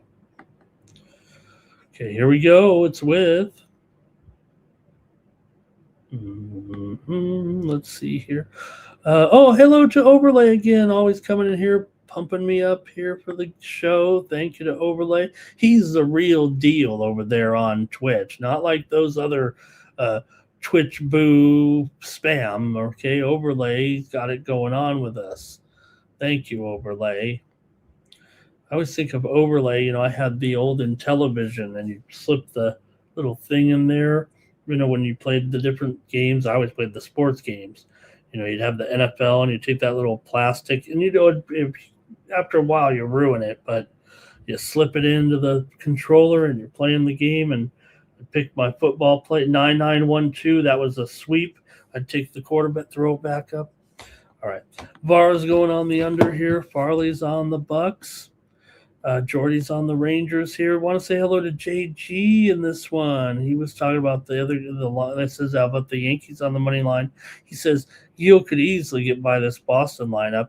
Yeah, if Gil can turn it around and be what we've been expecting from him right now, he definitely can mow here. I mean, that's kind of why I took the over, but right now we're just not seeing it from Gil. This has to be. Oh, one thing, I'm glad JG did say this, because I will say this, and I didn't say it in that preview, and I know we're on this game, but uh, Luis Gil does own this lineup. I mean, there are several guys in that Boston lineup. Gil against the expected Boston lineup today has a batting average against a 111 with a 348 OPS, 54 at bats, just 6 hits, no home runs, and 2 RBI against the anticipated Yankee lineup there. So that to me, I've left that. I don't know how I missed that on my notes here, but I had to remind myself. So that's all part of it, I think, with my under there. I question the line though. I think JG. I think that's what keeps me. In fact, as a market handicapper like I am, I'm probably going to have to go with the Red Sox in the game. But under was my play. Okay, I did take the Pirates there in that last one. We got to cook it here. We got 40 minutes to go before we've got bases loaded with the guys, but we're going to be done here in about 10 or 15 minutes, I think, here with these games. Here's the Blue Jays. It's Patrick Corbin Day taking on the Angels and Jack Kahanowitz. Kahanowitz here is favored $1.15 in this one, and the total here, 9 over 20 or so right now. Now, look, Toronto dominated that game yesterday. They might have a team that they're just much better against, and maybe this is where Toronto can at least start to put things back together. The Angels have had a great start, but I think it was indicative yesterday of that result. Yes, maybe the matchup here favored them. They had Dylan Cease, of course, going, and even if Reed Detmers, it didn't look that great, but you had to figure Toronto at least had the ace. Now here they don't. They've got Corbin, who, look, Blue Jays went out and got Corbin. This wasn't a situation where, he just ends up on some mediocre team. The Blue Jays want to get a little bit of depth, and a guy like Corbin could still be very, very effective, especially with this Toronto team and this, supposedly should be a good offense. Hopefully they get it together, because it's been a bit of a uncomfortable start here, obviously, for Toronto at 9-13, especially here 3-7 on the road, 2-5 as dog. Angels are 2-0 as a favorite in this one, but I just think that the Blue Jays are the better. I think they found someone they can beat right now, and that's all there is to it. They own the Angels overall when these two teams meet. I think they sweep them last year. How many games they taken in a row? 5 in a row right now over these guys. Okay, Toronto comes in. They're 5-12 in their last 17. Angels 2-4 in their last 6. 1-5 in their last 6 at home. Toronto's gone under in 4 of their last 6. Angels have gone under in 5 of their last 7 games right now. 4 of the last 5 meetings between the two teams have gone under. The widely reported steam has come in on the under here. I think I almost got to fix it here on the screen. Let me see what do I have there. Yeah, it's not. It says 9.5 there, but it's definitely 9 over here now. 9 over 20 or so. Yeah, maybe 9 over 20. And look, I think the move on the total is probably right. I'm going to take Toronto here, but I'm actually a little bit disappointed. I still think I might get a premium out of this here, maybe with the under, but let me take Toronto here. I think they found somebody they can beat in the Angels right now, owning this series overall between the two teams. Toronto's not trustworthy. I get that right now, but the Jays own the matchup. Angels weak at home, and if they get in the Angels bullpen here, it's going to be too much high leverage spot there, and I think it'll probably end up going the Blue Jays' way tonight.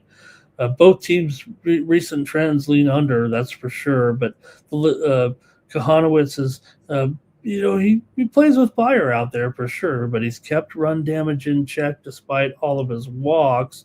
Yes, he does have an okay ERA, 3.47, but a 1.24 whip. Meanwhile, for Corbin, also a 1.24 whip. Like I said, Kohanowitz has been the better pitcher of the two here for sure. And let's see how you got it, though, here in the chat, if anything. I'm going to take the Blue Jays. Okay, here we go. Vara says go over in this one, and Farley likes the Angels on the money line. We just got a few games going, so let's keep it rolling here. Make way for the guys at the top of the hour. Here's the Athletics taking on the Mariners now. Jacob Lopez. I don't want to say like, hey, we're expecting more from Jacob Lopez, but we are expecting more from Jacob Lopez at this point of his career. 6.38 is not going to cut it. 1-1 record and a 1.96 whip. He's supposed to be a little better right now. We're not asking him to be Luis Castillo, but we're asking Luis Castillo to be Luis Castillo. Granted, Lopez is a left-hander, but Castillo making fun of more of the numbers here. 5.4 ERA and an 0-1 record for Luis. That we're definitely not expecting here right now. And maybe it's made the price a little bit cheaper here on Seattle at say $1.75 on screen, but I'm going to put it to $1.65 here. It almost gives you a little bit of a discount right now. 7.5 over 15 in this one, and the A's were able to get the win yesterday, so watch out, man. The Mariners trying to figure this out. Talk about guys who are getting paid and not getting the offense going. They might be getting paid and getting something else here with some of these guys for the Mariners here in these sticks, because there's not happening. Cal Raleigh, $1.61 so far, 3 home runs. J-Rod, 222. Rosarena is always going to do the job, but Mitch Garver, $1.05 here. Connor Joe, 125. J.P. Crawford not working out here at this point. They're going to have some other guys in here today try to mix it up.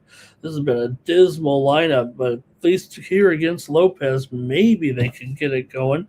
And same thing for the A's against Castillo. We know the A's bats have been pretty good here. Langoliers, 300. How about Carlos Cortez so far with his 333 average here coming in? Going to be in there probably today. Also here, Jacob Wilson, 263, McNeil, 269. Not overwhelming, but they all put it together here right now. So books reporting that Majinski is going to be the full-on starter here. It looks like he will not use an opener today. So, all right, let's see what you got here, though, with the A's and the Mariners. Man, A's won yesterday. Mariners look poor again. What are you going to do about that? All right, I got to go over in this one. I'm going over. I think we're going to see an over. I think more so with Lopez of ERA over 6. Seattle's got to get this offense going. And, if Castillo doesn't have it against this lineup, they're going to score runs again. Here goes. Let's see here. VAR is on Seattle. Farley's on the under. Thank you to the chat today. Not a lot. We got a steady audience in here, but let's keep it moving here right now. Just 2 games left on this card, I think. White Sox and D-backs here. The White Sox here. Sean Burke goes for Chicago here.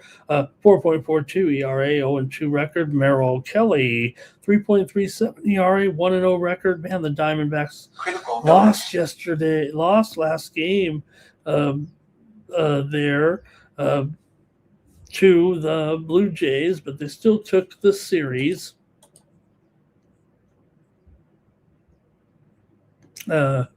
Venus Williams match. She's trying to qualify for the Madrid Open right now against Caitlin Quevedo. I do want to watch that match. Is it on? Didn't look at any qualifying here today, but want to check it out here and see if we can find Venus. Okay, let's see what's going on though here with this one. The White Sox and the Diamondbacks. Look, I've said here weeks ago, a couple weeks ago, that Diamondbacks to me are a team that I want to get on, and I want to take them here to be very, very good. Meaning that I understand that the Padres and the Dodgers are better than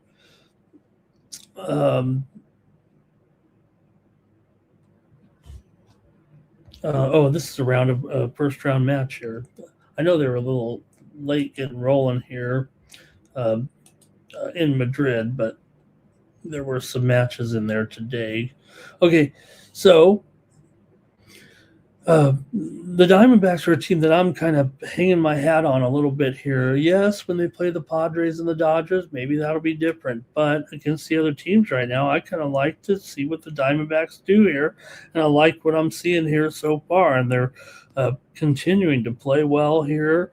Yes, they lost the last game, but they're 13-9 overall. 5-1 is a favorite. 5-1 is a run line favorite here, and going up against this White Sox team, 8-14 with no recourse here right now. The team is struggling to get going. I don't know if it's real. I mean, this is what we've expected of the White Sox. I mean, nobody wants to be 8-14, but the White Sox have lost 9 of their last 13 coming in. They've also lost 14 of the last 17 meetings against Arizona. Arizona's won 4 of their last 5, 7 of their last 10 at home. Arizona's gone over in 4 of their last 6. The White Sox have gone over in 6 of their last 7, and 4 of the last 5 meetings between these two teams have gone over. I don't care. I'm going to take the over in this one with Chicago and Arizona. Look, they really should be able to probably get a run line victory here, and you get some good plus money on it right now. And like I said, I just like what I'm seeing from Arizona. I'll take the over, though. I think mostly because of this overall matchup with Burke here on the road against this Arizona team. Corby Carroll is in, by the way. They just reported here a few hours ago, I think it was. But let's go to the chat here in this one, in this interleague battle between the White Sox here and the Diamondbacks. Arizona, White Sox pitching just allows too many base runners right now, too much contact. Arizona's in good form. D-backs bullpen much more trustworthy, especially when they get a lead. That's when they've been putting it away. Overall, the numbers aren't great for Arizona. 4.32 ERA coming in. That's actually, I believe, a run or so better than the White Sox from 5.64 ERA, but Arizona seems to get the outs at the right time, I think is what's going on there. So, yeah, for me in this one, give me the over here. This one could be a Diamondbacks, another blowout here, or, at least a run line cover. Let's see, the chat's kind of going with this game. Let's see what we got here. They're picking it up in the chat. Soderstrom and Roker to get homers for Terrell and that other in the A's game. Here's Diamondbacks for Jordy. Arizona run line for Barr. Diamondbacks for Farley. Mark's going over here. Terrell says Sox over their team totals. They'll hit a couple of dingers tonight. And we're on the last game of the morning steam here, I guess, huh? With the Dodgers on the road against the Yankees. Okay, we've got Red Sox, Yankees. We got Dodgers, Giants. So the world is correct here. If anything, hey, the Giants have won 3 of 4. It's the Dodgers that have lost 2 of 3 games coming in. But you got Yamamoto going in this one for Yamamoto. 2.1 ERA, 2-1 record. Landon Roop for the Giants. You got to be impressed here. 2.38 ERA, 3-1 record for Roop. Just a .97 whip coming in. That's better than, not better than Yamamoto's 0.82, 21 strikeouts. Could we see some pitching here in San Francisco tonight? Looking at the conditions overall at Oracle at Oracle Park here.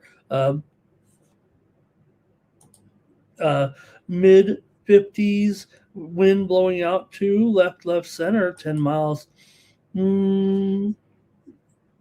10 miles an hour or so here in this one. So, uh, Dodgers, hey, good matchup here. And the no Freddie. Freddie's still off here right now. So, I'm going to take the Dodgers in this one on the run line. I'm going to go with Yamamoto. Roop's been good here. This one I might be stretching it out just a little bit, but I'm going to take the Dodgers here, minus a run and a half. Yeah, they're on the road. They're $1.80, but at even money, I'm going to do it. It is a Giants. You can throw the records out when the Dodgers play the Giants, but if you didn't throw the records out, you'd know that the Dodgers have still won 5 of the last 6 meetings between the two, 4 of the last 5 here in Oracle. Dodgers have won 12 of their last 16 and 16 of their last 20 on the road, dating back to last season. Meanwhile, San Francisco just 3-7 at home so far. Also, they're 5-9 as a run line underdog. The Dodgers are 12-10 as a run line favorite. So I'll lay it here with the Dodgers. Maybe we should lay a run solid just to be sure. But on this show, we're going to lay a run and a half, and I like it here to go the Dodgers' way. I was on a show, of course, overnight, and I talked about the game total being under here, but I'm a little concerned with those wins a little bit. I know it's Oracle Park, and maybe as I'm watching the Williams match now here, but maybe I'll dial it back a little bit. I'm on the under there in that game, but a little bit worried here. Might have a little under regret. The show is over. Let's see what the chat said in this final game. Over for Bar. Terrell went over. Farley went with the Giants, and Terrell wants to go to Oracle Park. All right, we did it. We did it. Stay tuned here. Top of the hour, Mikey Money, Sharky Waters with Bases Loaded. They'll preview all these baseball games here, and I'll be watching to see which ones they agree or that, well, I agree with them on, and then I'll be maybe loading up a little more with this with the games here. Let's see what the guys are on.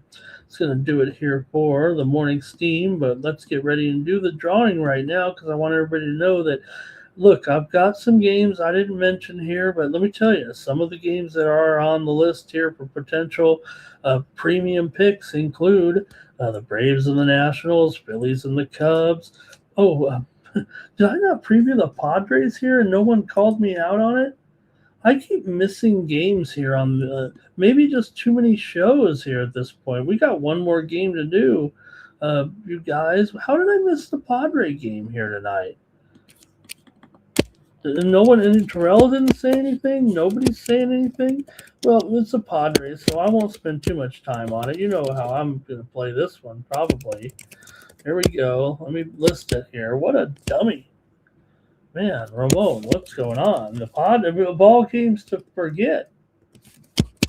I've just been forgetting, maybe it's only been 3 weeks, okay? Padres on the road here, taking on the Rockies. I'm on the Padres in this one. Let's just keep it simple here and take the Padres here with Strandy Vasquez going here against the Rockies. Now it says Bernardino there, but Chase Dolan, this is an opener, I believe. This left-hander, because you want to throw a couple left-hander, you throw a left-hander in there, and then Chase Dolander, I believe, is the expected starting pitcher, or the bulk pitcher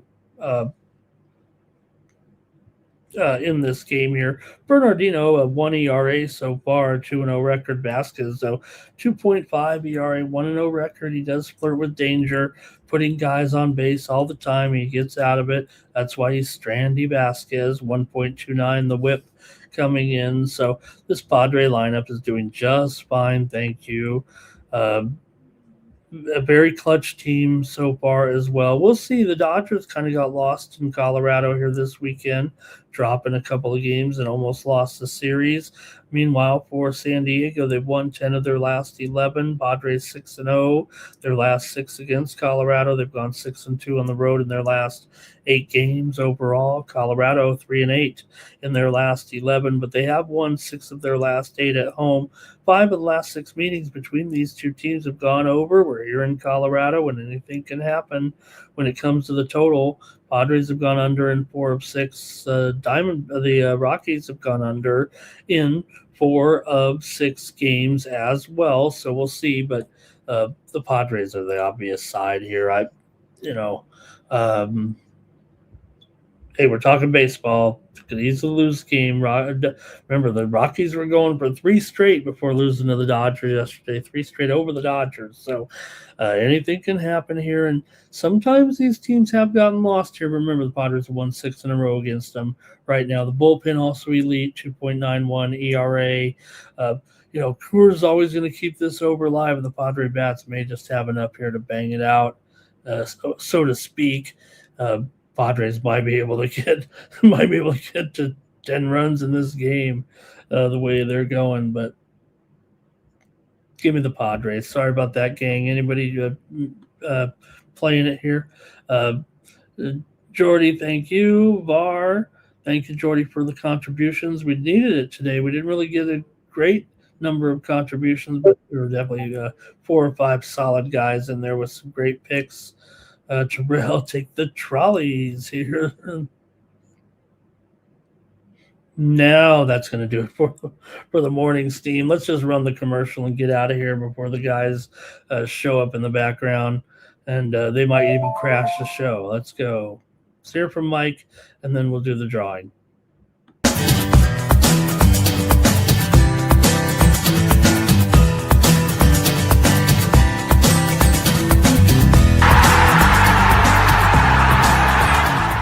Hey, it's Mikey Money here, letting you know the Sports Money team is live on Winnable. Come check out our best bets.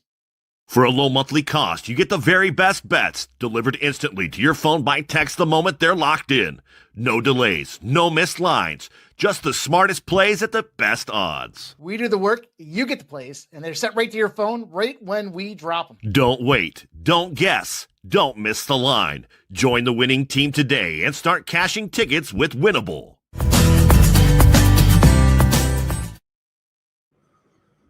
Okay, we've only got, what does that say? 18 entries. Here we go. Someone will win 1 month of these great plays that you can get from me today, and we'll see. Maybe some, I don't think we'll have much. Then Jordy wins. Yes, Jordy.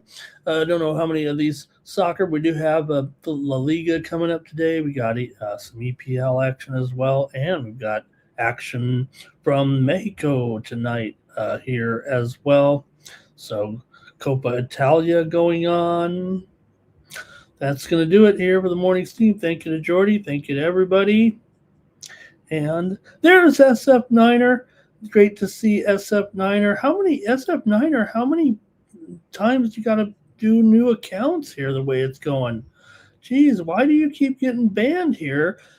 I saw you yesterday. What show did I see you in there yesterday? I'm not going to say it on the air, but it rhymes with Major Balk.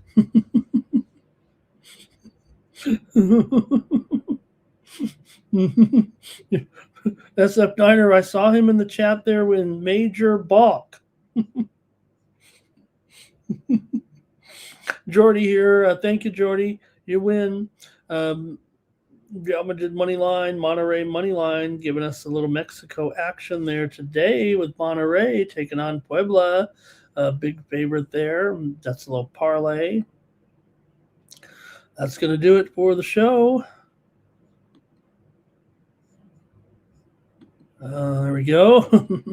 We'll be back tomorrow with more morning steam at 9 a.m. Eastern, 6 Pacific. We'll have a great Wednesday card tomorrow. A little bit abbreviated here. I think we're down to 12 games tomorrow, so we'll have the baseball, the basketball, the hockey. That's going to do it for the Sports Money Network. I'm Ramon Scott. So long from Las Vegas. NHL, NCAA, stay away from the juice, we might play a parlay.